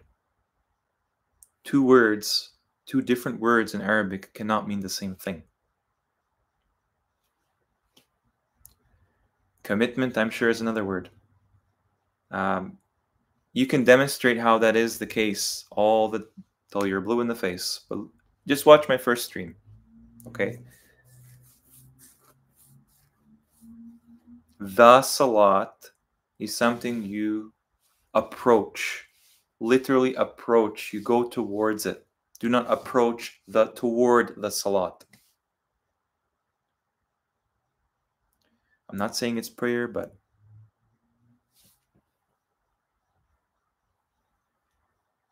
clearly prayer is involved. The Quran's involved. This is such a tired topic, guys. Like I feel like I'm repeating myself all the time. Trust in Allah, and you'll be satisfied.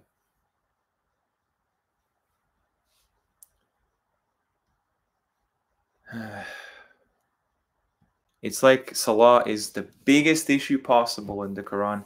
We don't even know anything about our history, nothing. We don't know anything about where the events of the Quran took place. And somehow the reaction is, well, pray.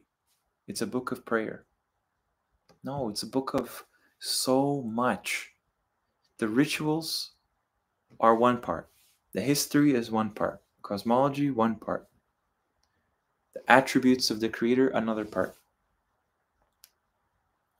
Put all the pieces together. Connections are demolished. This is the plural of salat, and it's related to masajid.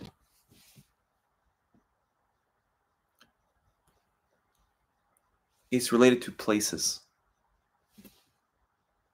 I don't know where, but I have a pretty good idea. When is the next Sleepers of the Cave video coming?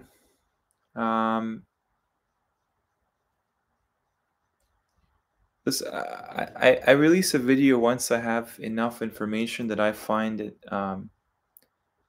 you know, I find enough information that I'm convinced by it. Okay.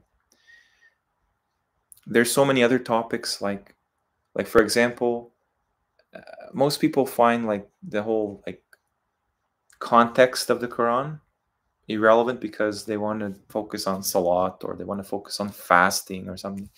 And I get it. I get it. It is important, no doubt.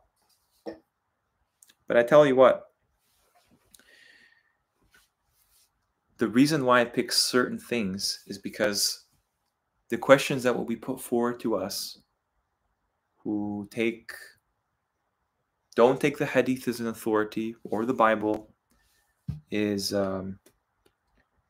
okay, then what happened? What's the seerah of the Prophet? How do you guys pray? Which qira'at of the Quran do you read? How do you fast in Ramadan? I tackle these issues because we don't have enough of a case yet. I tried to show you that the entire history of these messengers is wrong. Is definitely wrong.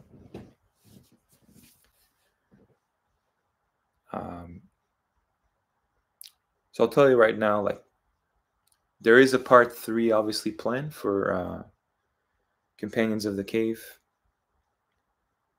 but I need more convincing proof, you know. If you have a Christian background, how'd you discover the Quran? Well, basically,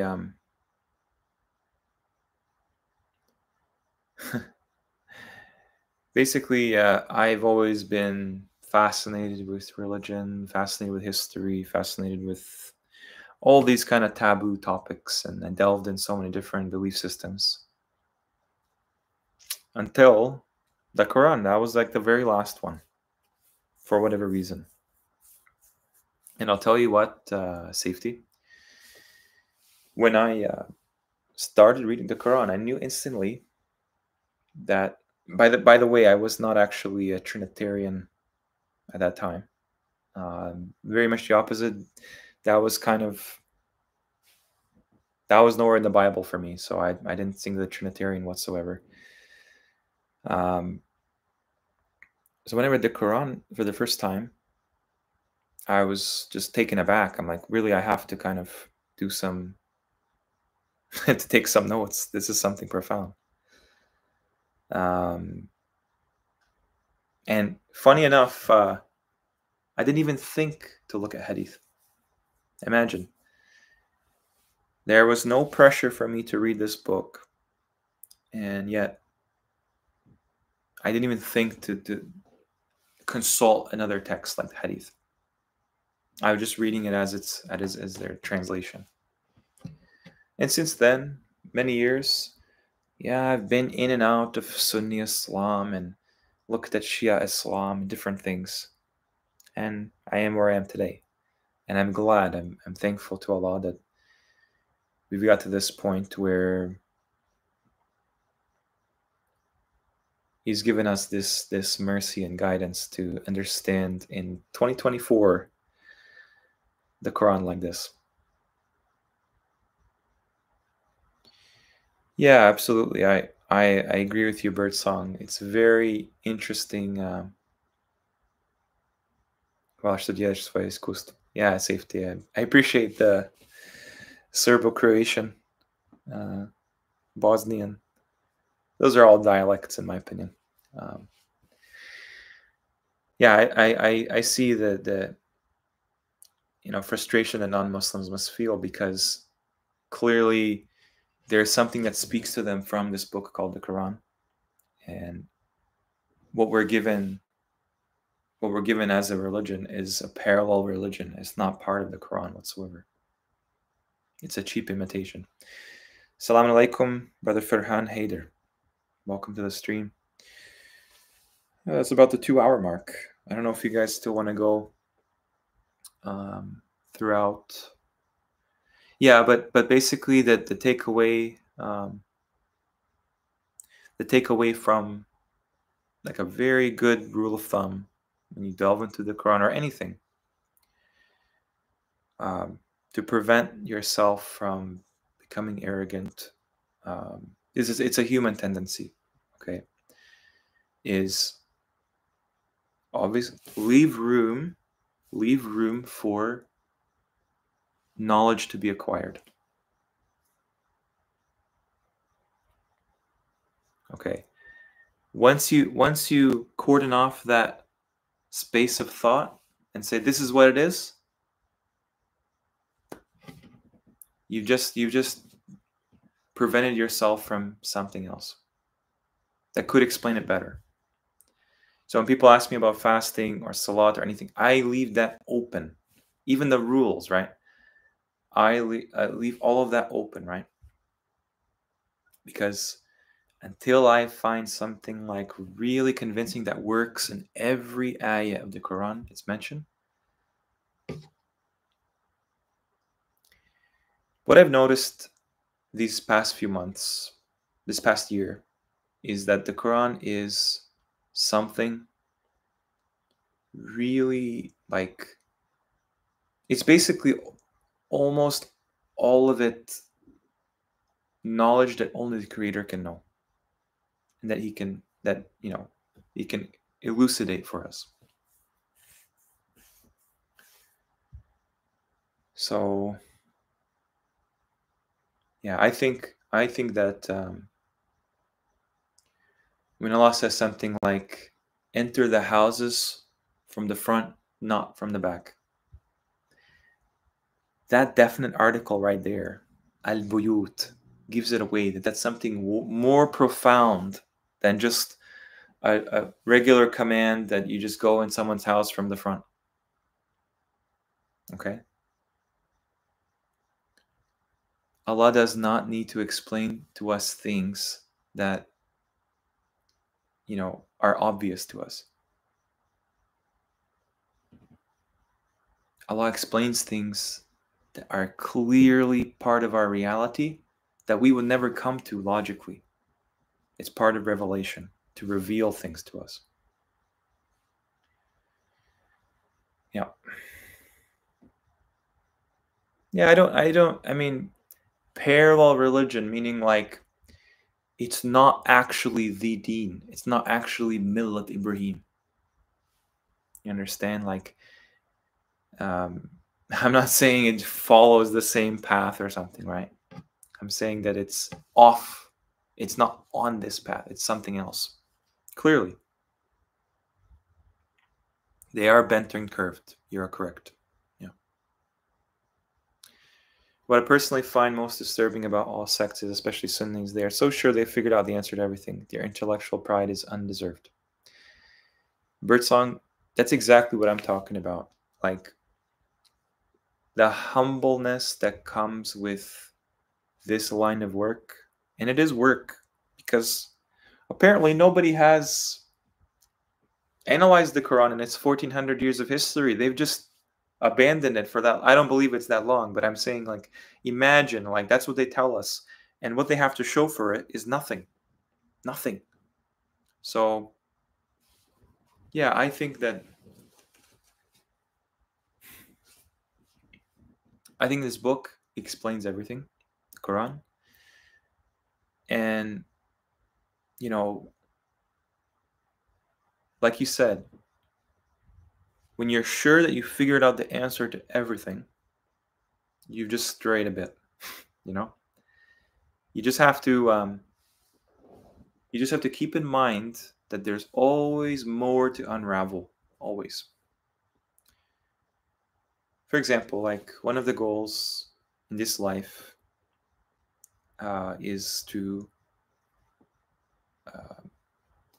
translate the Quran reliably, authoritatively, taking into consideration how the Quran defines its terminology and root system, and just fitting in every way that it's not challengeable.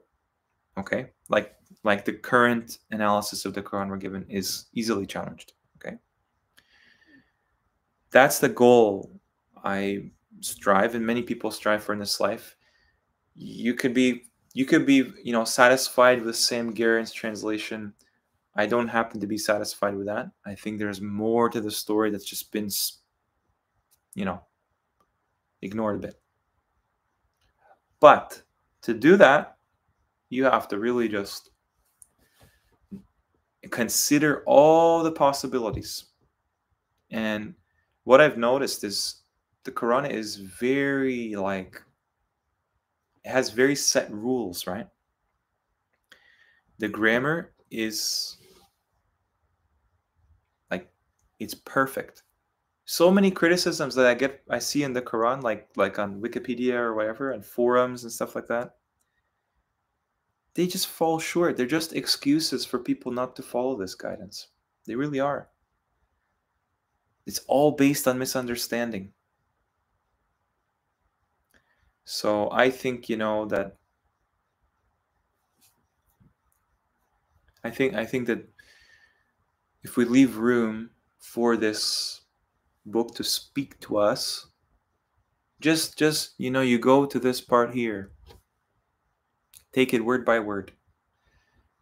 That's when you'll quickly realize that what they have sold us is a major lie to hide something very, very significant to us as a human species. The Quran, like Kenneth Blaine rightfully said, is also for jinns.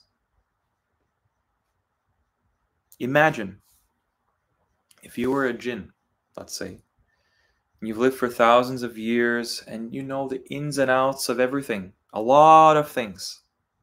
Imagine. This Quran is still profound to the jinn world.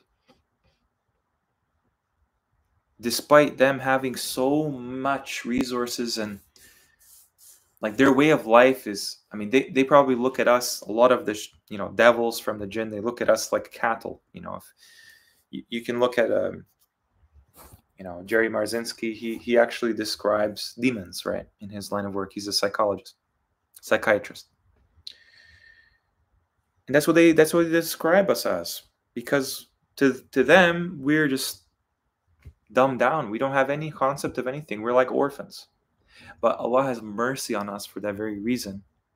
And for something that's a jinn to be absolutely captivated by the Quran, clearly there's more to the story than just getting up in the morning, praying, fasting. It's not a book of rules only. It's not a book of prescriptions to just make yourself feel like an angel, that you're just this pious person.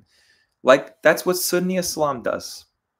That's what the sects of Islam do. They convince themselves, their own narcissism, that what they're doing is what God wants. Ignoring the Quran and pretending like we're doing all these prayers and everything. That's not to say that stuff is intrinsically bad, but people can get carried away and follow some fantasy of religion, a mockery of it, because they've abandoned the knowledge. They've abandoned what it's saying. That's what the Prophet says in the Quran. And people have taken the Quran, as a thing abandoned.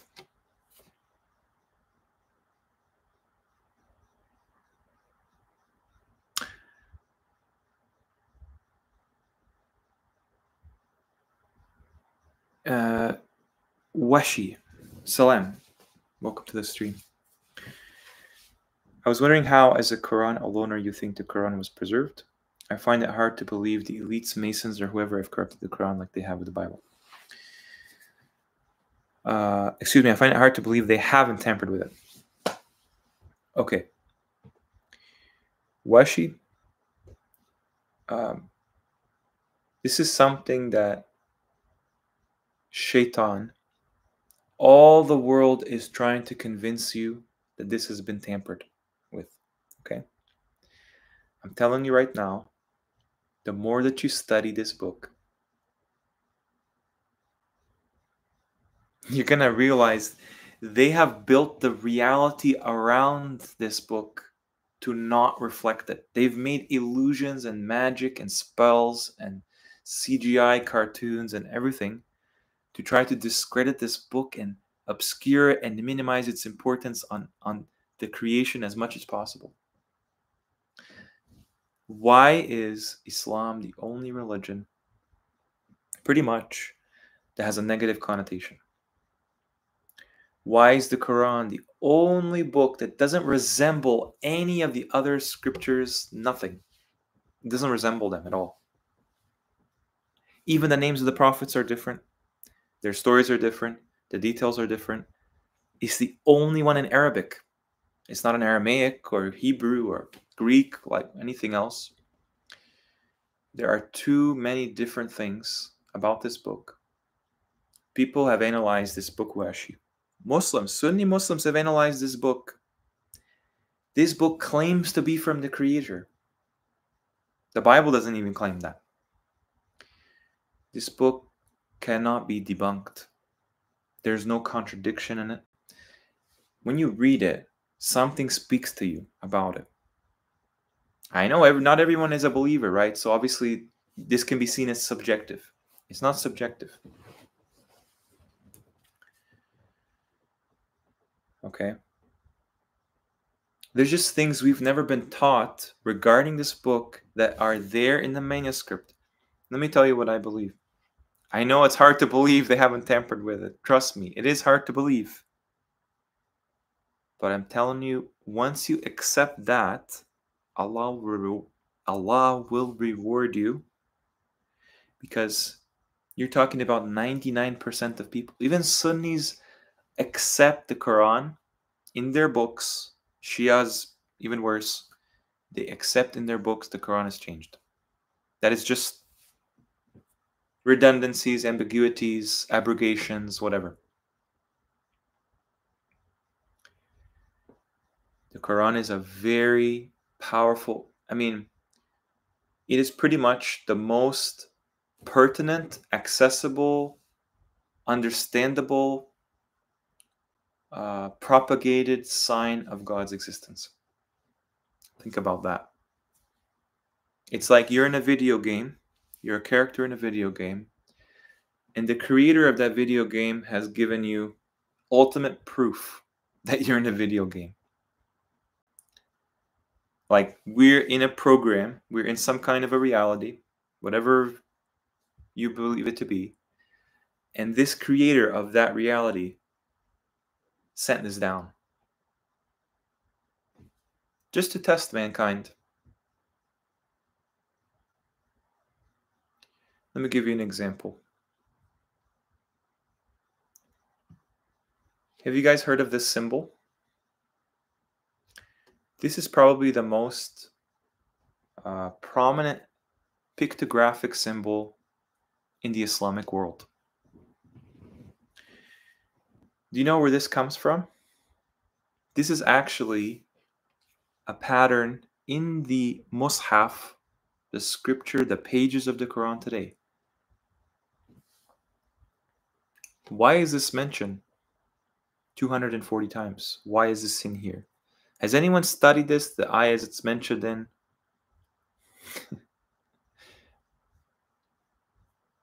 You know, the Quran says that there are 8 from the angels that bear the arch of the Lord.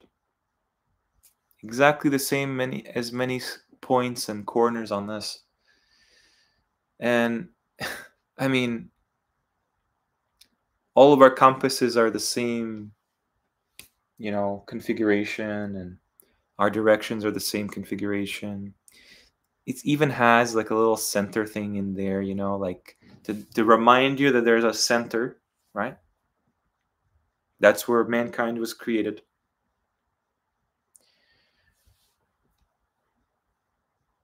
Do you think this isn't a map of our world in the Quran itself? Do you think all of those ayahs are just random numbers? There's no code to that? Do you think all of the words and choice of words in the Quran are random, and the order of ayahs is random, and the surah titles are just invented? There were no surah titles, there are no diacritical marks. It's all purposeful. Because the question is, They have made their mission in life to make these translations as awful as possible. Then they made hadith to justify those translations. Hadith does not have a long history, guys. It does not. So that's the thing, is you fall into nihilism if you accept that there is no, there is no unadulterated, untouched, non-preserved word of Allah, word of God. You fall into nihilism because now there is no guidance. Everyone's for themselves. But guess what? Explain why this book exists, why it's so important, right? The content of this Quran, because there are other ones in the past that have been with other messengers, right? The content and structure and qualities, people have studied this book so much. They know it better than us because they need to know it better than us. They have to be ahead of us, right? But right now things are turning a bit. People are figuring things out with Allah's mercy.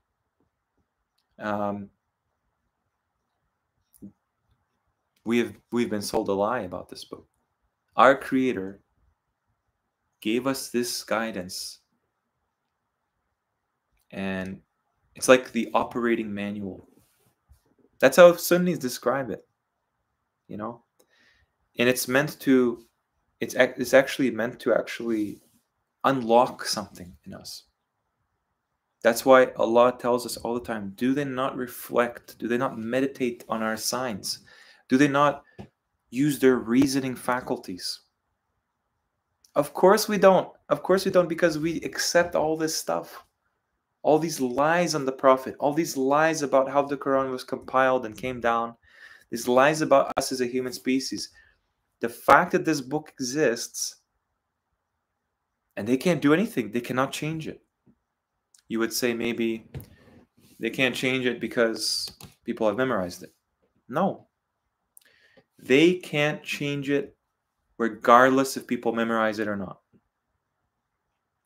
That's my claim. Chanya Roshan, may I ask, how old are you, Brother Igor? I'm 30 years old. Yeah. Sometimes my eyes get wet reading the Quran, even though I didn't read the translation. Absolutely. This is sounds. The Quran is sounds that have been transcribed for us for the benefit of our time.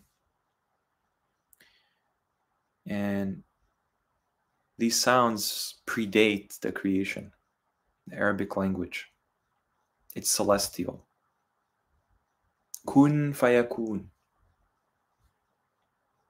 Just sit down there and read the Quran. Just don't think about what you understand it to be. Just let it resonate.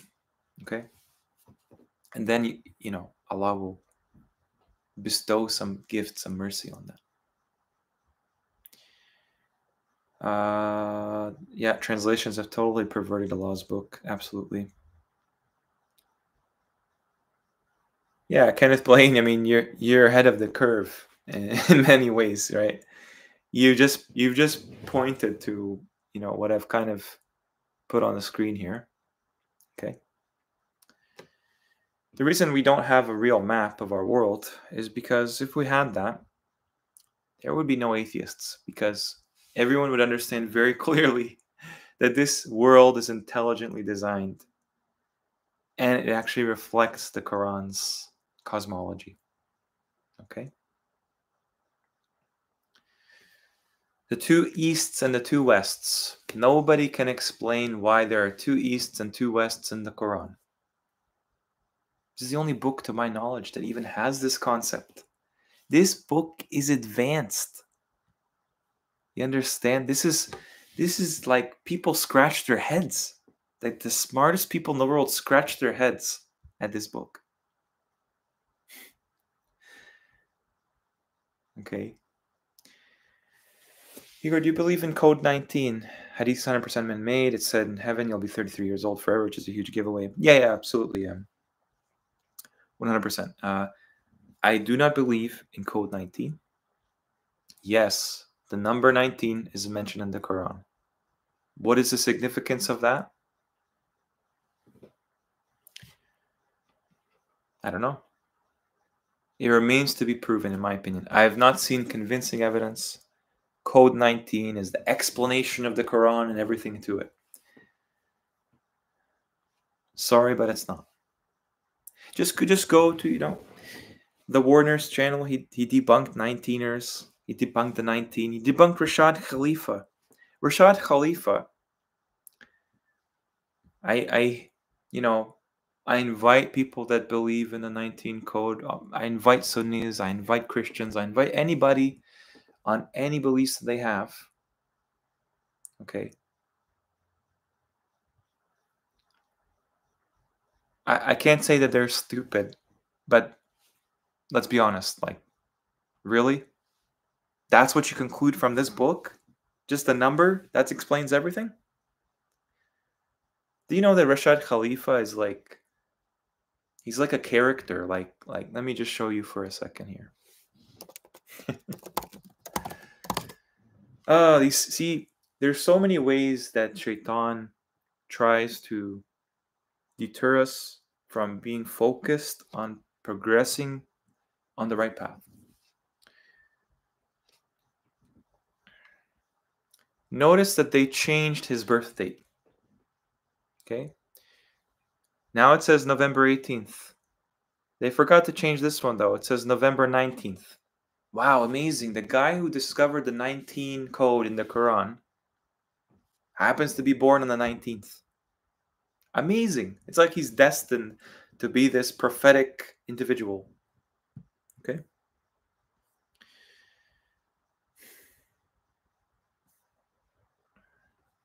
So he was assassinated. And funny enough, December 19th, that's when the jury decided to sentence his assailant, first-degree murder, life in prison. December 19th. You got to be kidding, right? Rashad Khalifa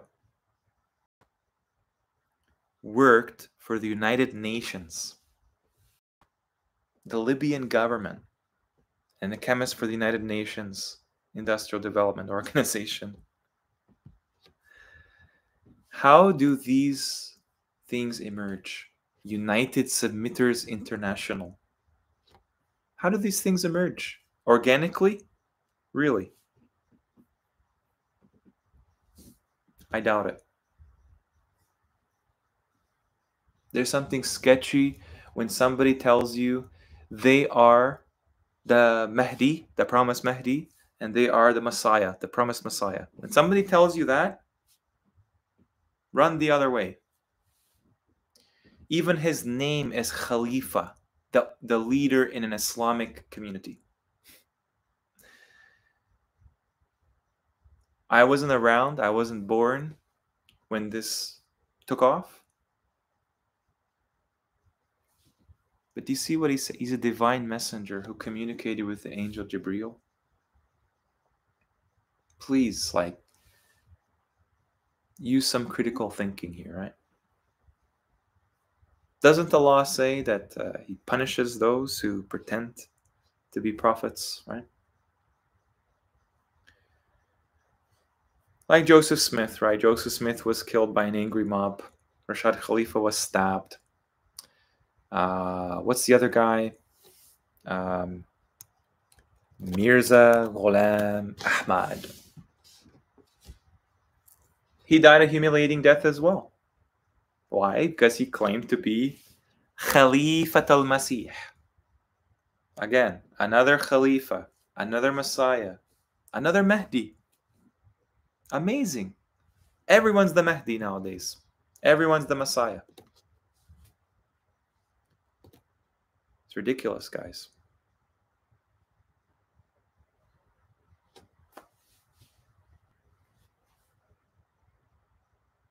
Oh, Washi, thank you for mentioning that. Rashad Khalifa popularized the idea that the earth is an ostrich egg. Where did he get that from? Where did he get that from? Do you think maybe he got it from... Do you think he maybe got it from these people? You see this?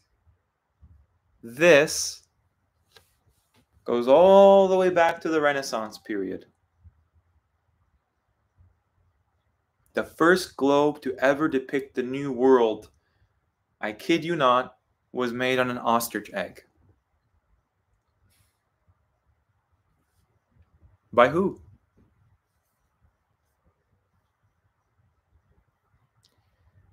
By the Western Europeans. The people that, I mean, let's be honest, perpetrated so many of these lies. That the colonial, imperial forces. This is where the ostrich globe comes from.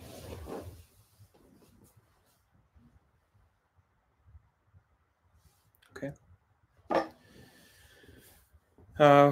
We're coming to 2 hours and 30 minutes, roughly. Oh, by the way, to Sam Garens' credit, he rightfully claimed, like, the ha does not mean an egg whatsoever. It refers to the nest. This is what an ostrich nest looks like. And these beautiful creatures, they spread out the nest, like this picture here, okay? They spread out the nest with the sides acting like a container for the eggs, and the center a resting place. It's not the eggs, guys.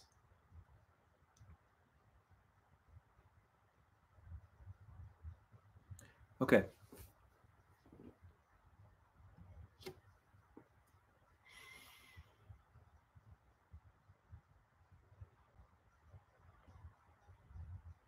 Yeah. Anti-Google, absolutely.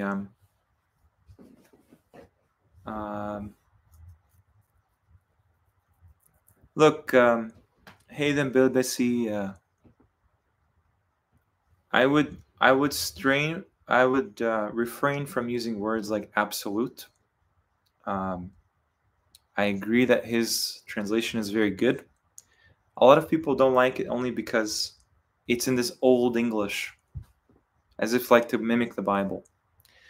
Let me give you a good idea why that translation has some issues. Sam Garens translates jinn not as a separate species. Okay. And on that, I'm just gonna take another break, guys. I have things to do on the weekend as well, but I'll be right back, okay?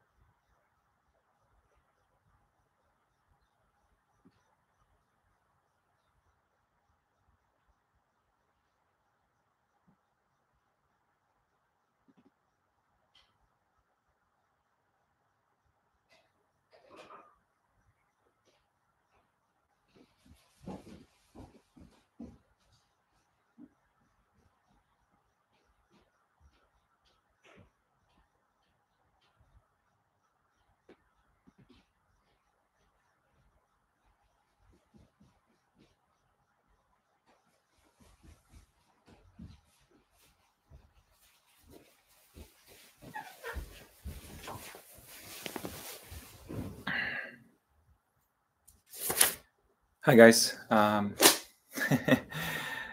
Thanks for holding on again.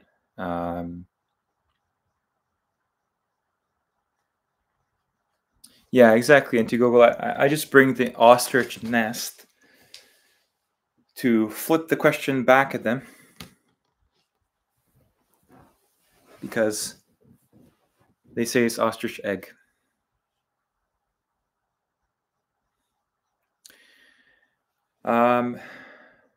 Yeah, so Washi. You're saying Walid was saying swine isn't forbidden. Yeah, basically, let me show you my thoughts on that, if you're curious, okay? This is my thoughts.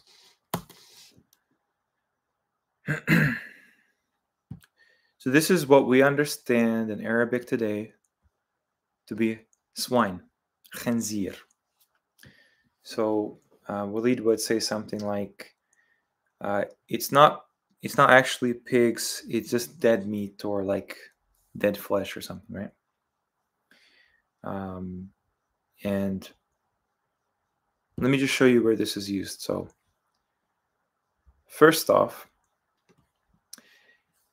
he has forbidden upon you the dead animals, the blood, and flesh of the swine.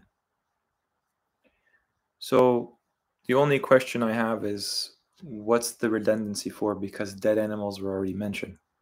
Or if this, what would that be in that case? Carrion? What is it? Then you have this one, gives you the same idea, okay? This one is talking about the animals, okay? So Allah cursed certain people and made from them apes and swines. So the question is, if that means dead flesh, did Allah turn people into dead flesh? What would be the point? They would become dead flesh eventually anyway. Unless these are animals. These are creatures, khanazir, exactly how they're discussed today in modern Arabic as well as swine, khanzir.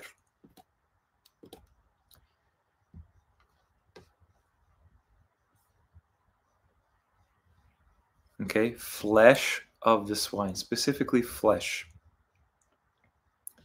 Here it says meitata, meitatan, dead meat. So I'm just trying to hammer in the point that to me it doesn't make sense. Khinzir is just dead flesh. I really do think that has something to do with swine. And Allah tells us humans were turned into swine. Not all of them, some of them. DNA of swine, humans, and apes.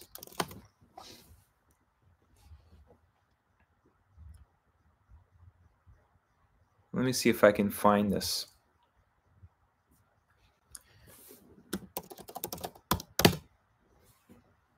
This may come as a bit of a shock. I think most people are aware now, in a way. Oh yeah. Pigs more.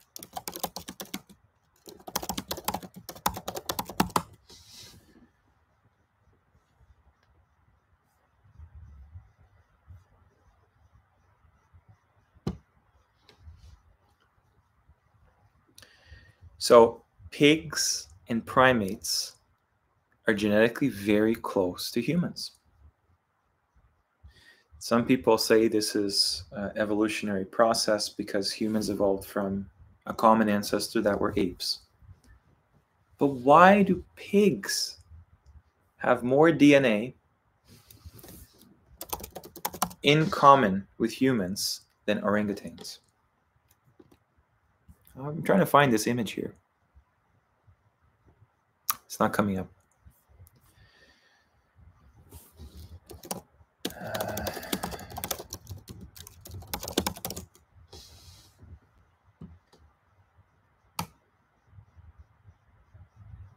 You know pigs have different eye colors like humans?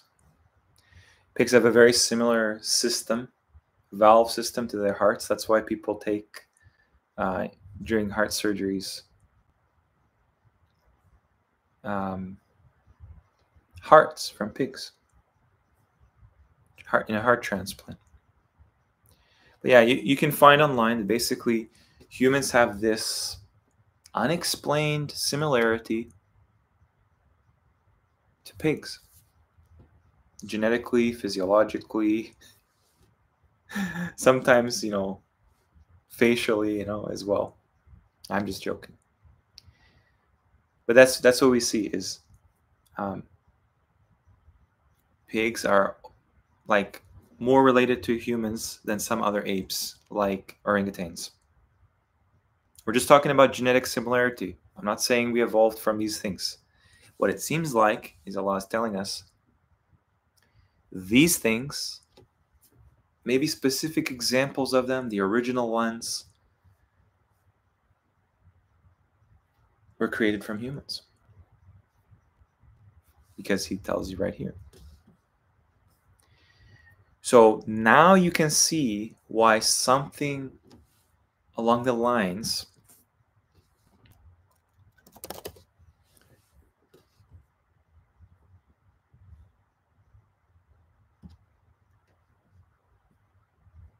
of cannibalism is addressed in the Quran.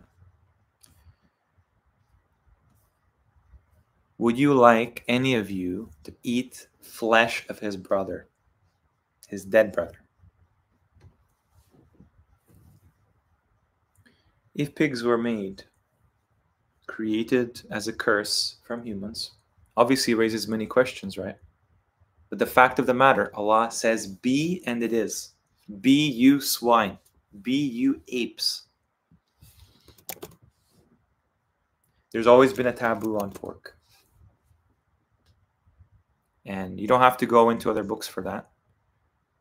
This is the word for pork. I don't eat pork.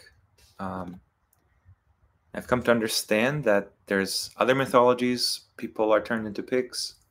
It sounds ridiculous, right? Because we don't have a concept of how that would happen. And then you have the opposite too. It seems like evolution is backwards. It's actually the apes derive from some members of humanity in our past, not the other way around. And it remains explained if this is monkeys or apes, really, because you can easily put monkeys in there as well.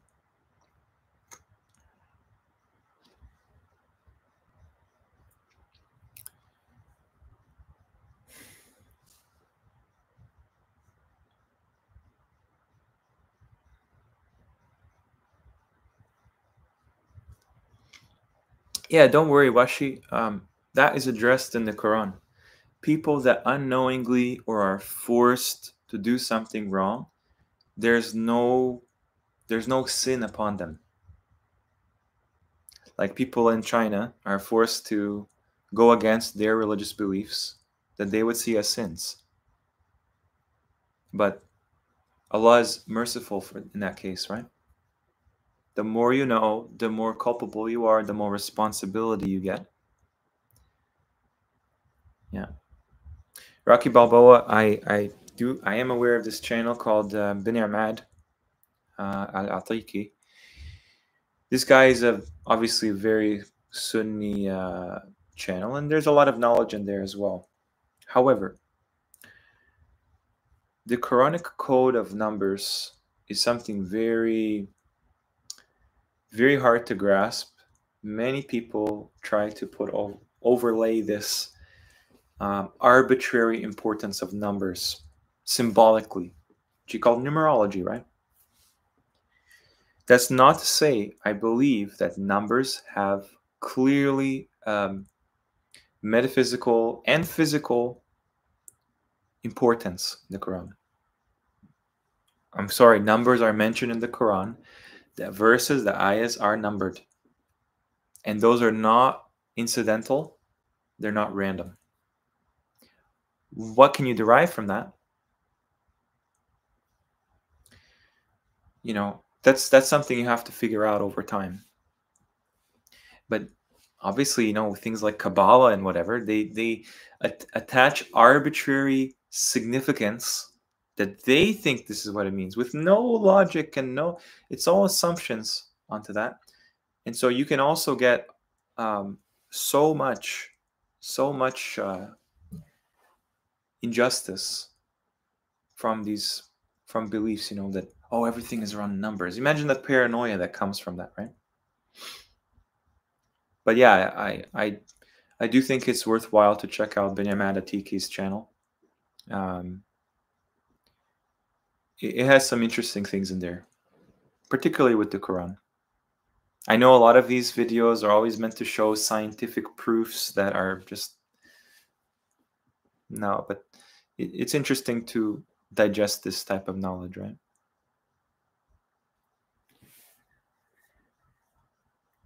Yeah, birdsong. NASA exists knowing the Quran is from God. I showed you in part 4 of the series on Mecca.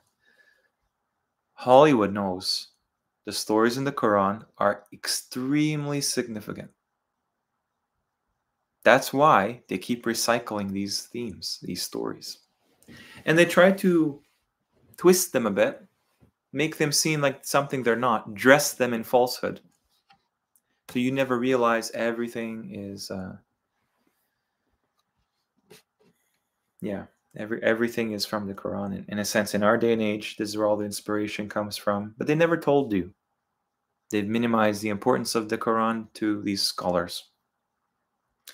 Brother Igor, please present your topic first and allow discussion from the comments. Yeah, I have a bad habit of just, getting lost in questions and comments.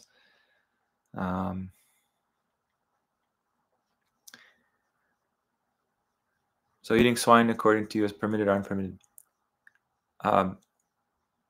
I can't say for certain things like that because, I mean, it's just a gray area, right? It's like a red line. As soon as you say, do this, don't do that, I mean, you're kind of taking the role of God in a sense, right?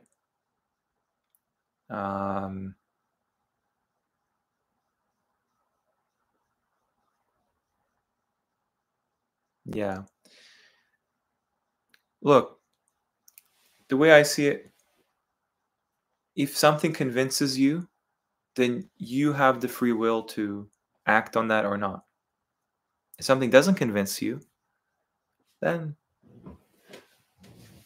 you have to look at things deeper. Like I said on the stream yesterday, what you're gonna find in these circles is there's always gonna be, and I'm not talking about Quranists or something, but Quranists fall into this category as well. There is this notion that there is a speaker, and then people just digest everything, and then they just have no opinion. I want to change that. I want people to start reflecting on the Quran themselves. It will inspire you, right? It will give you the power that you deserve to have, that Allah wants the believers to have, individually and collectively. So I don't like this, like I said, guru culture where you sit down and you just learn and you have no opinion, you have nothing, So it's like, that's the constant struggle, is a lot of these Sunnis and whatnot, we're talking to people that don't think for themselves. We do make the same mistakes.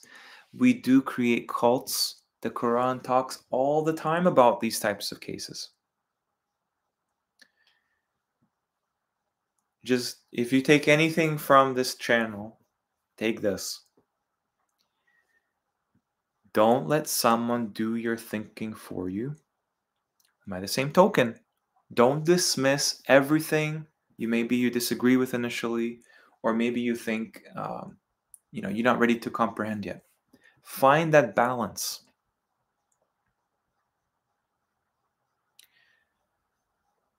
Allah does not compel anybody to do anything. Right now, you have the time He's allotted for every person, every soul, to figure out, what am I meant to do in this life?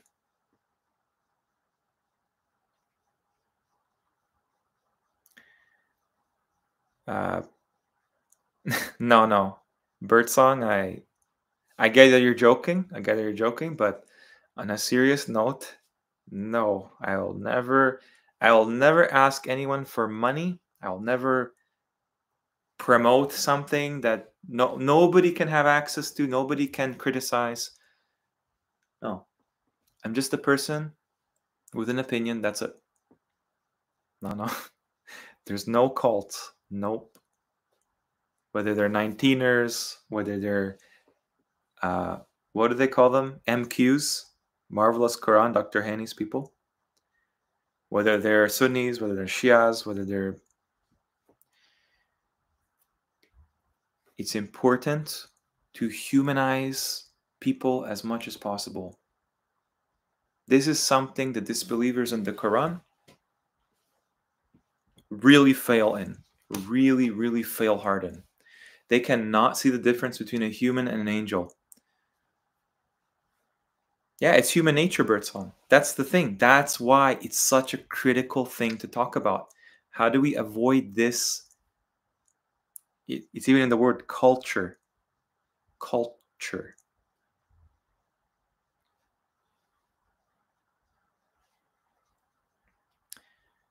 Peace, justice, compassion. I believe jinn and ins are distinct creations. I think, I think they're distinct creations. Allah created everything in pairs. There's way too much in our world about spirits, anecdotal evidence, heritage from all of our societies. The Quran talks about the unseen so much, and these things are named after the unseen. Jannah, concealed things. The thing is, though, that jinn and ins go hand in hand. Okay? Allah says, I am creating on this earth a khalif, something that succeeds something else.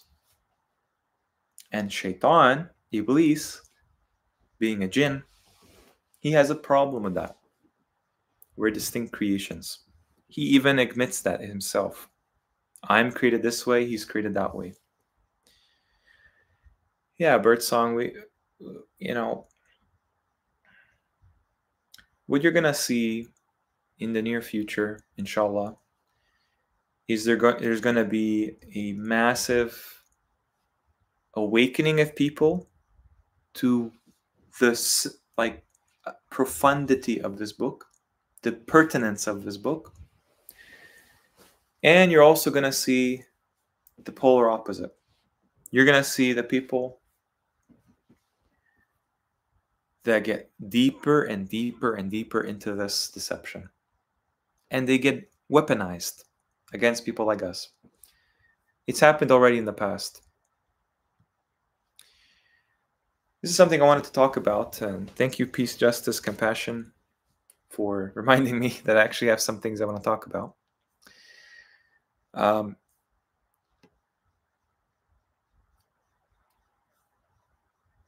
What's very interesting is this Wikipedia page actually tends to agree and portray the Quran alone position in a very positive light.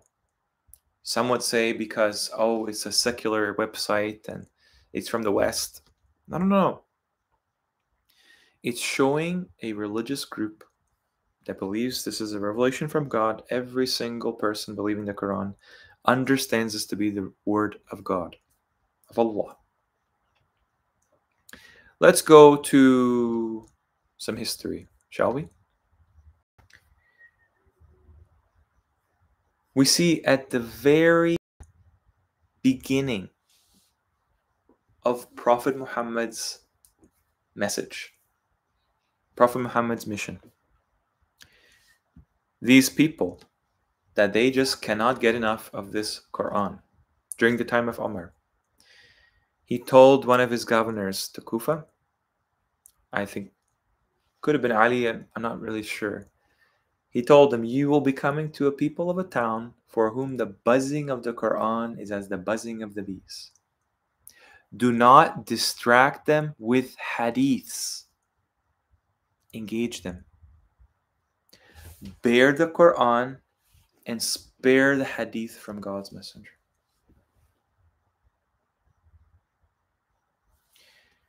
These people were called many different names in history. Okay. Regarding the Kufans, this is a letter sent to Umayyad Caliph Abd al-Malik ibn Marwan. Regarding the Kufans, later what happened is there was a quick change in these people's lives. And what does he say? They abandoned the judgment of their Lord and took hadiths for their religion. What does that sound like today? And they claim that they have obtained knowledge other than from the Qur'an.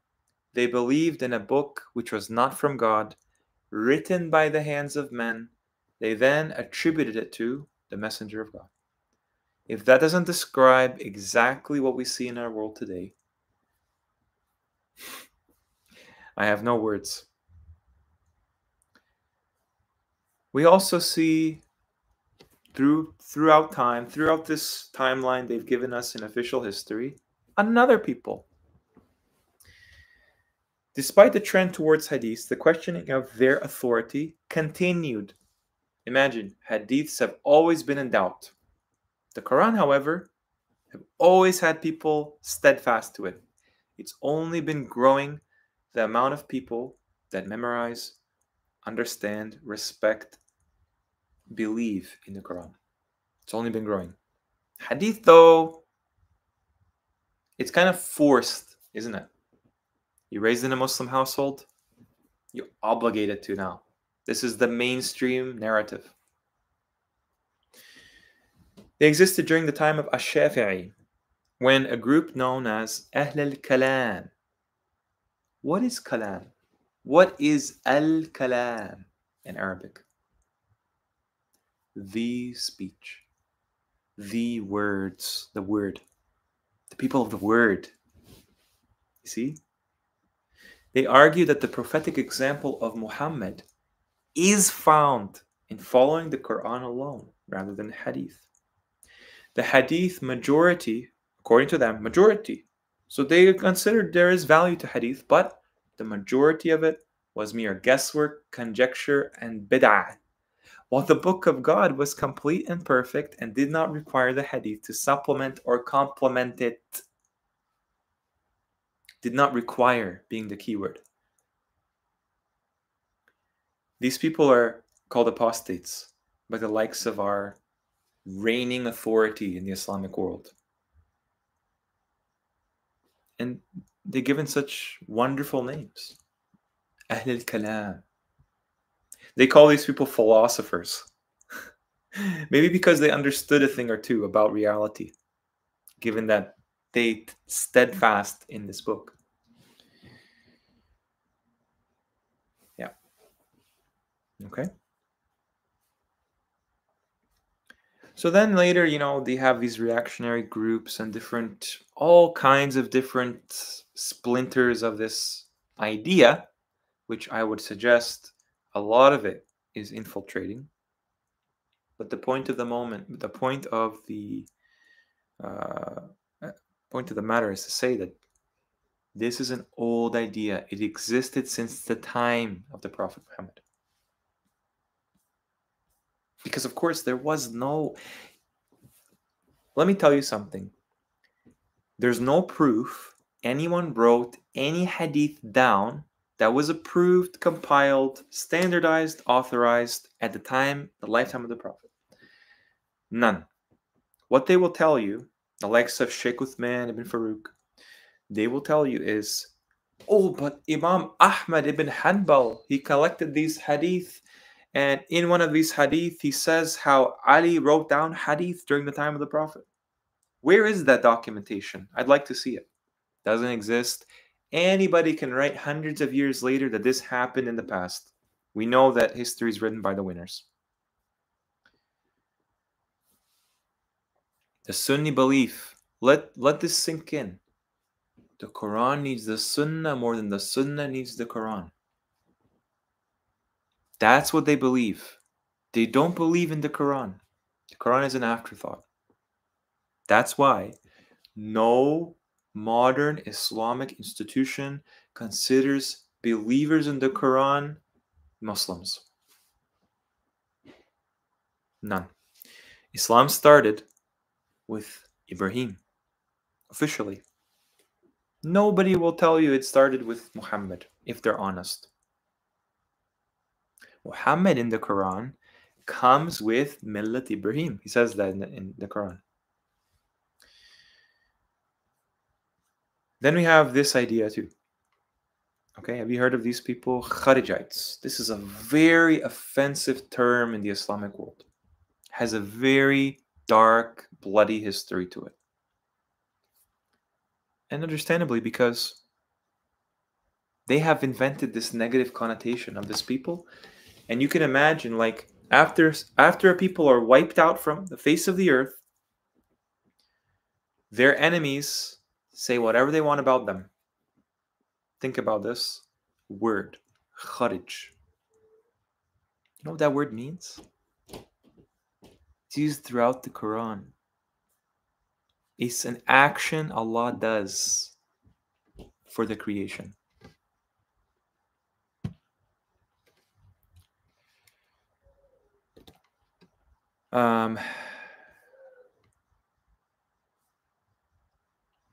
These people are expelled.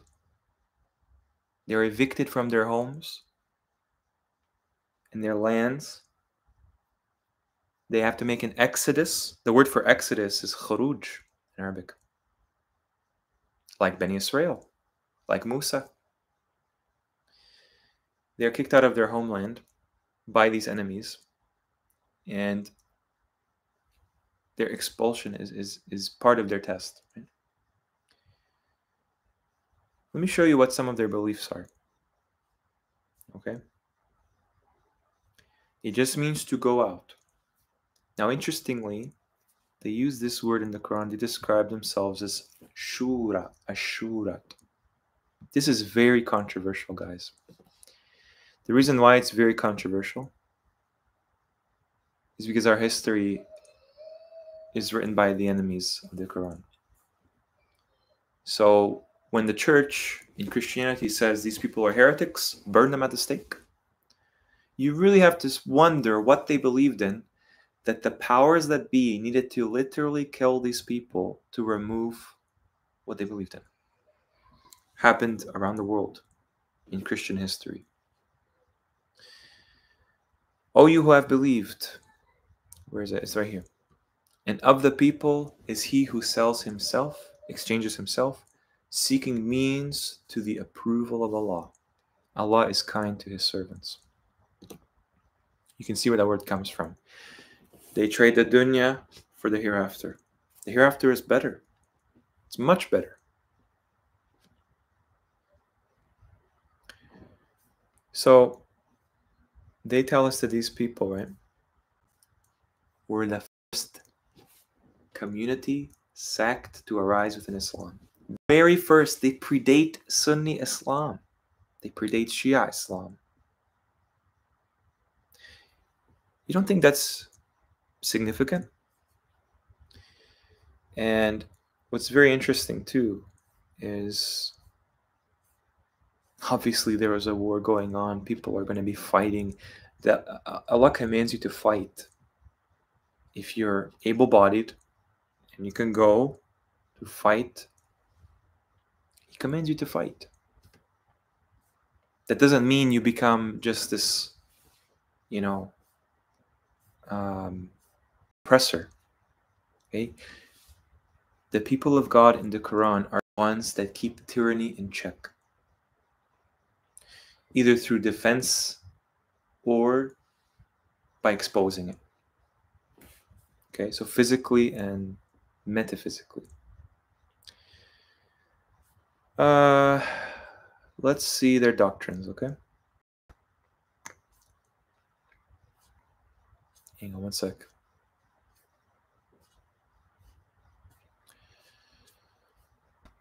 Not sure if it's here. One sec. I should have probably prepared this. It was kind of a... Yeah.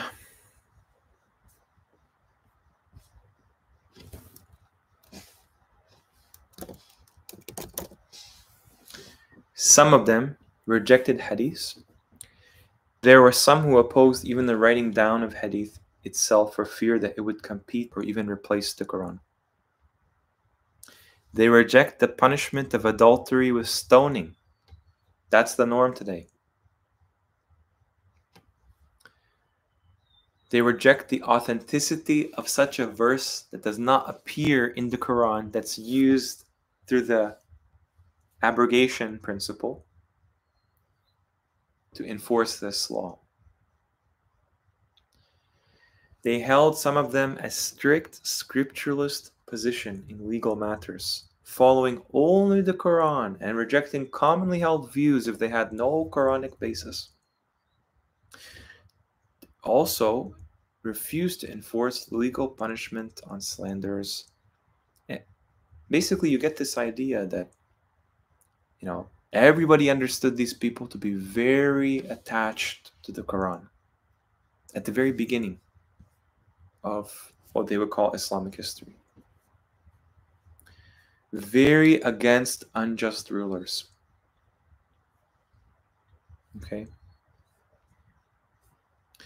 So I just thought that was interesting, and it's interesting too that when you look at this word, there's something about this word, whoever fears Allah, it's whoever yattaqillah, Allah will make a way out for him. Makhraj.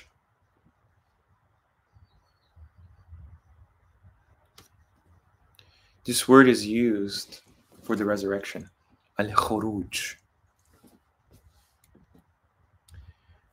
Kharjan is used for two stories. One of them, Dhul Qarnayn, is asked by the people who are, persecuted by Ya'juj and Ma'juj, will you make between us and them an expenditure, a sign for an expenditure to make for us a barrier? The same thing as asked of the Prophet Muhammad. Or do you ask them for payment? Kharjan. I don't agree it's payment, but it's the exact same word, only mentioned in those two accounts, those two verses. What an interesting coincidence. These two stories happen to have this same thing. Do you know what else is interesting? If I go to Surah Yasin, chapter 36, by the Qur'an al-Hakim. Indeed, إِنَّكَ لَمِنَ الْمُرْسَلِينَ upon Sirat al-Mustaqim, Revelation al-Aziz al-Rahim. The Quran just flows so perfectly. That's why it's easy to overlook things from a human perspective. We have not warned their forefathers, so they are heedless.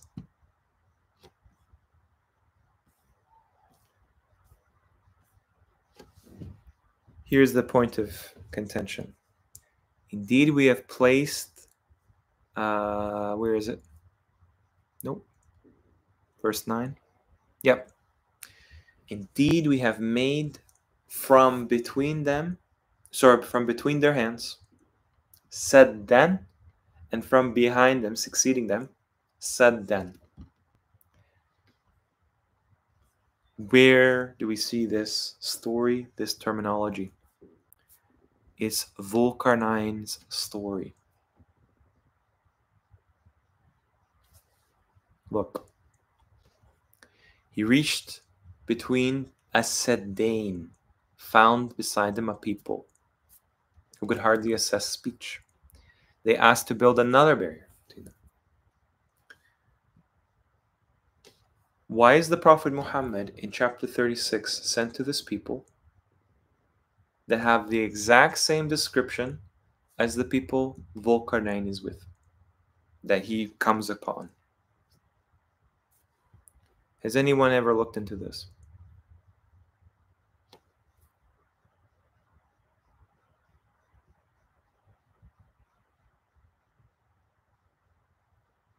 Yeah, apologies for the sound, but you guys, I've been at this for 3 hours. But the question is, why does Dhul-Qarnayn, why has he come upon the same people the Prophet Muhammad clearly is sent to? It's in the same place. They translate this as mountains. Where is it?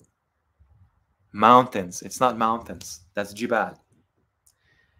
This is a specific place. That's why I'm telling you guys, when you find a definite article before a noun in the Quran, that's not poetry.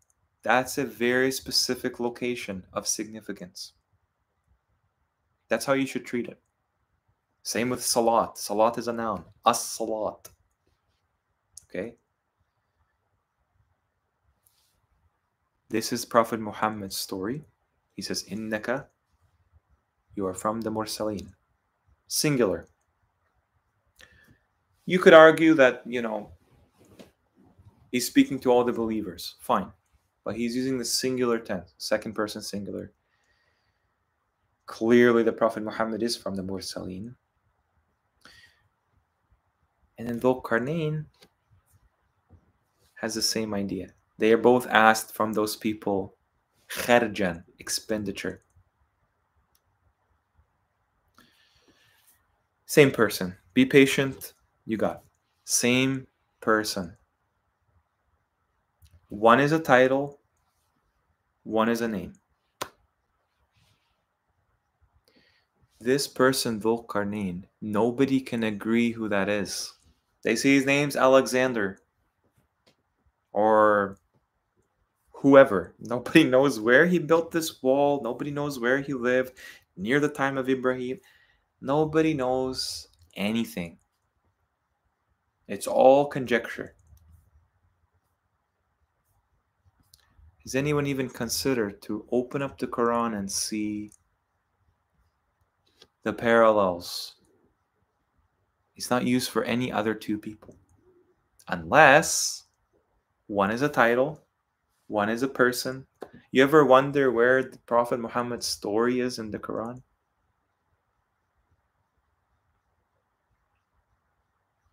Yeah. It's been there the whole time.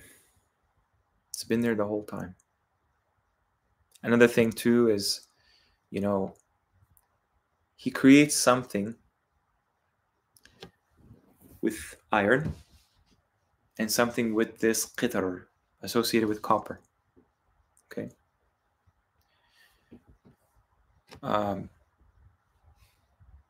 We know that that's associated with Dawood and Sulaiman. Let me show you. Iron. Who was given power over iron? David. Who was given power over copper? His son, Sulaiman. What happened after? Oh, Isa, Jesus the Messiah came. No. It doesn't say that.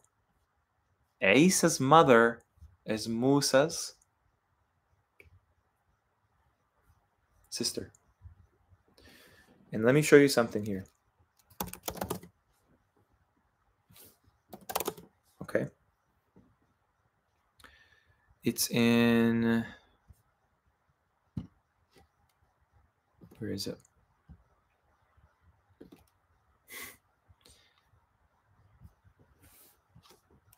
It's in Surah Al-Baqarah, okay?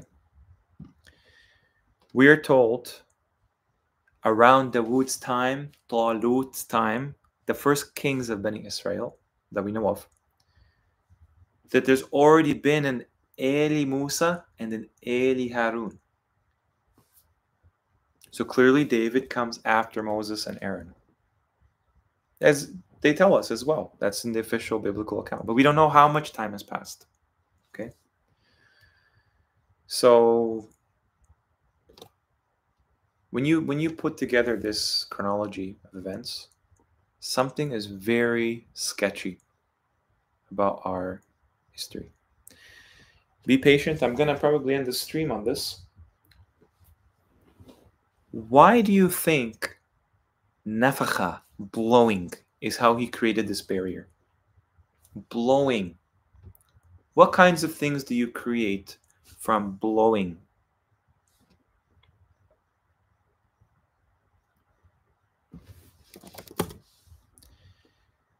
He commands them to blow. Unfakhu. Okay? This is the only time this word is used as a command. Unfakhu.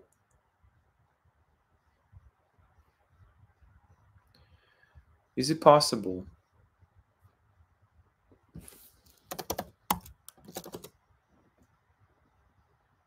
a haram was created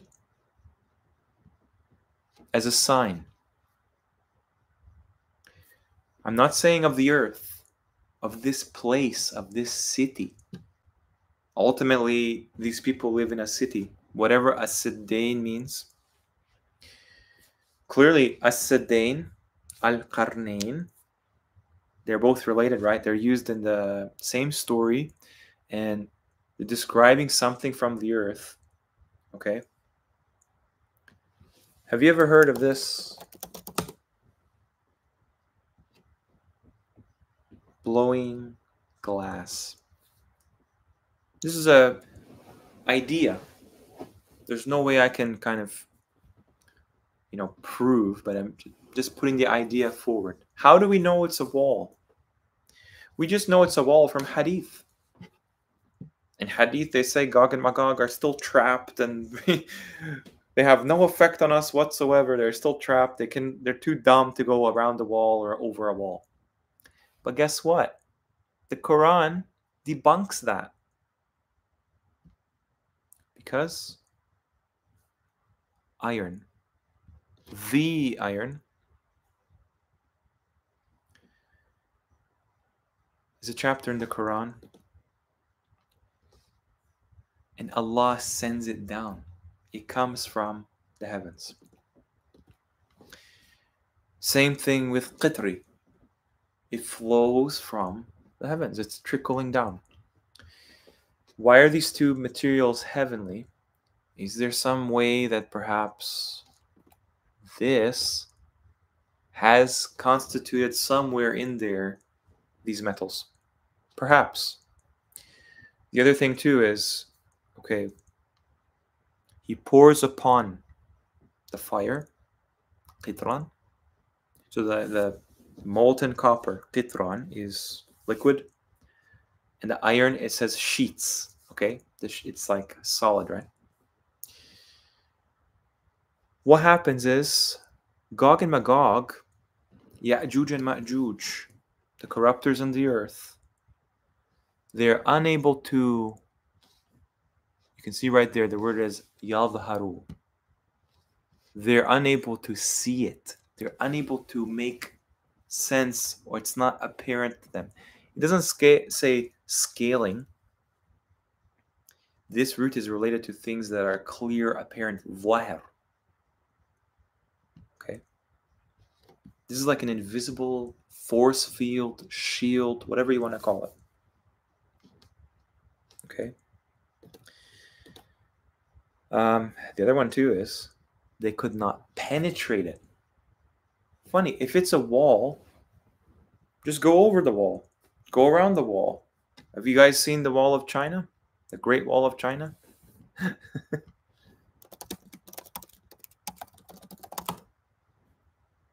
It has an end. Okay? Walls end somewhere.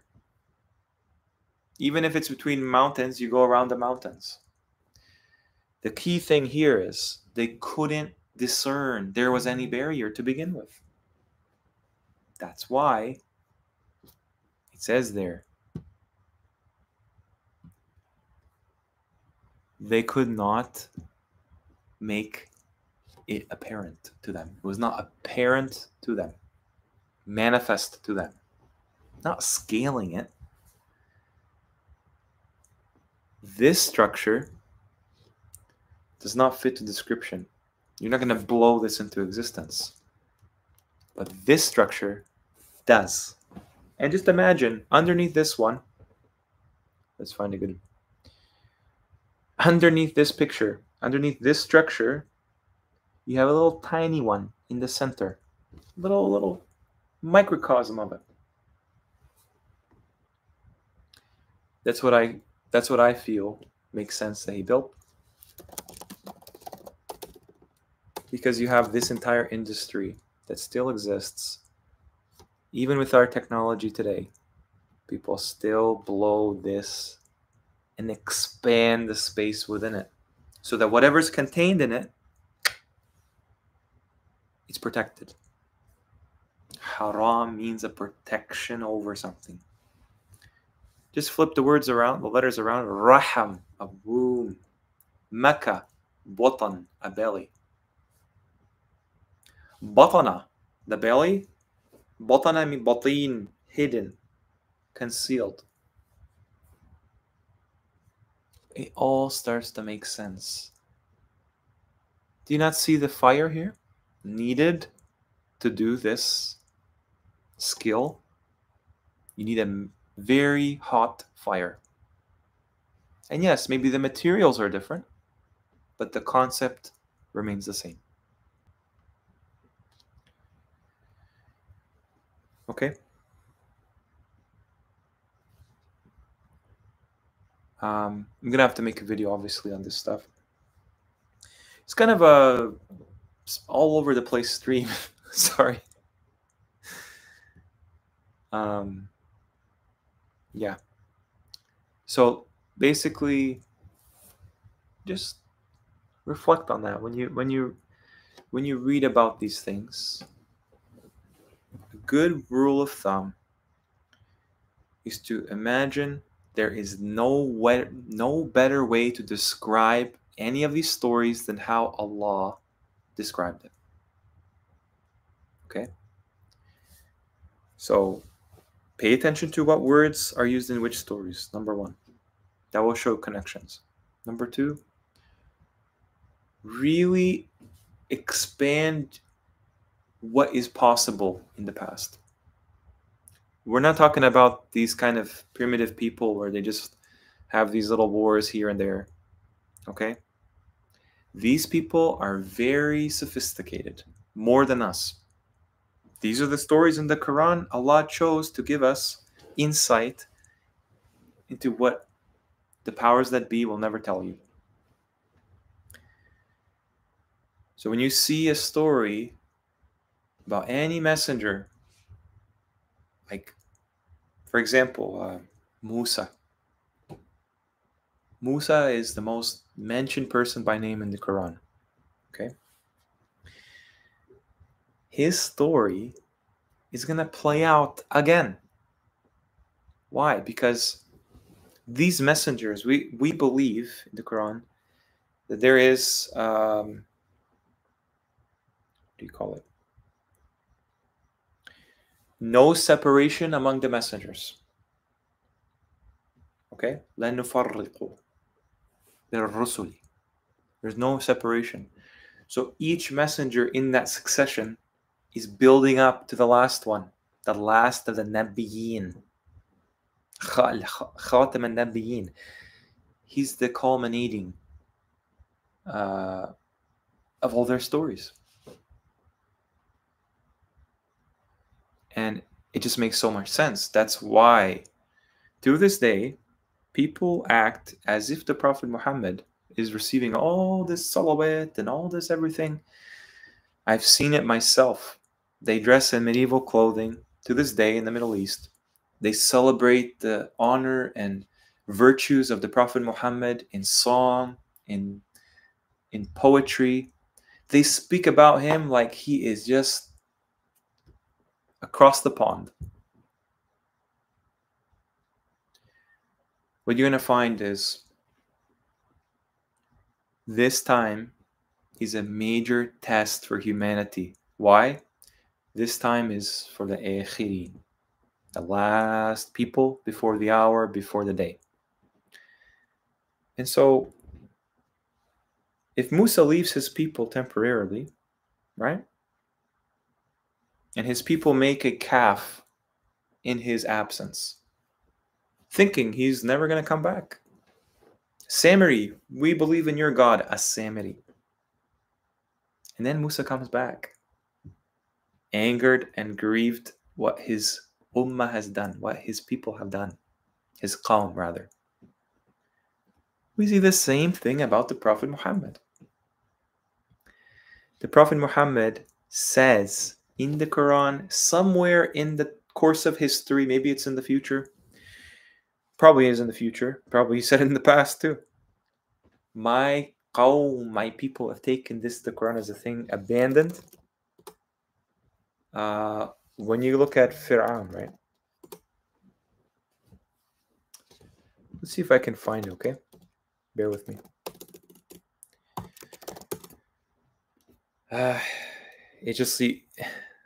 You see that here, I'm gonna search it here, okay?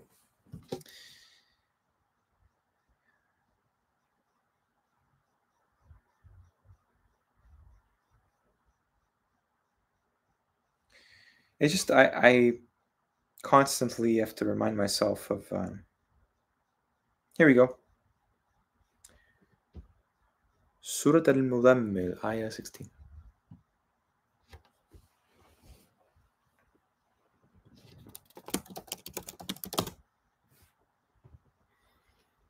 So when you go here, now you can understand why. Where is it here? Allah makes this a point. Indeed, we have sent toward you a Rasul, a witness upon you. Like what we sent to Fir'aun. We know Fir'aun, he was sent Musa. He tells Musa, go to Fir'aun. Allah's telling us he sent the Prophet Muhammad like Musa. Musa had this culture called Fir'aun. Then he had another culture on the other side, Qawm al-Samiri. West and East. Qarnayn, the two west, the East and the West. That's how our world is structured to this day. But Fir'aun disobeyed the Rasul, so we seized him.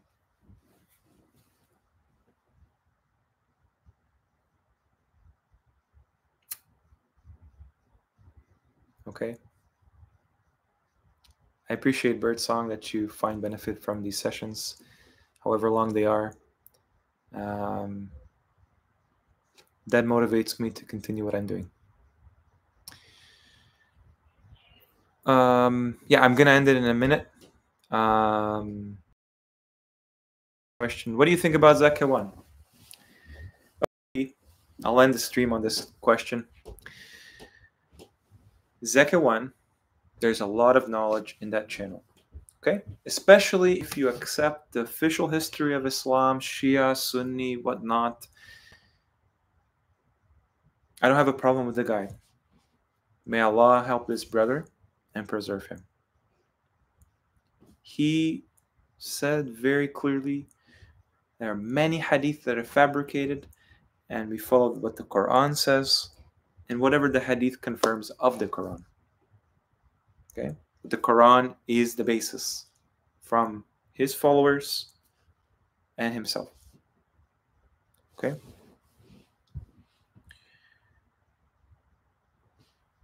Zakah 1 has some kind of out there theories, I'm not going to lie.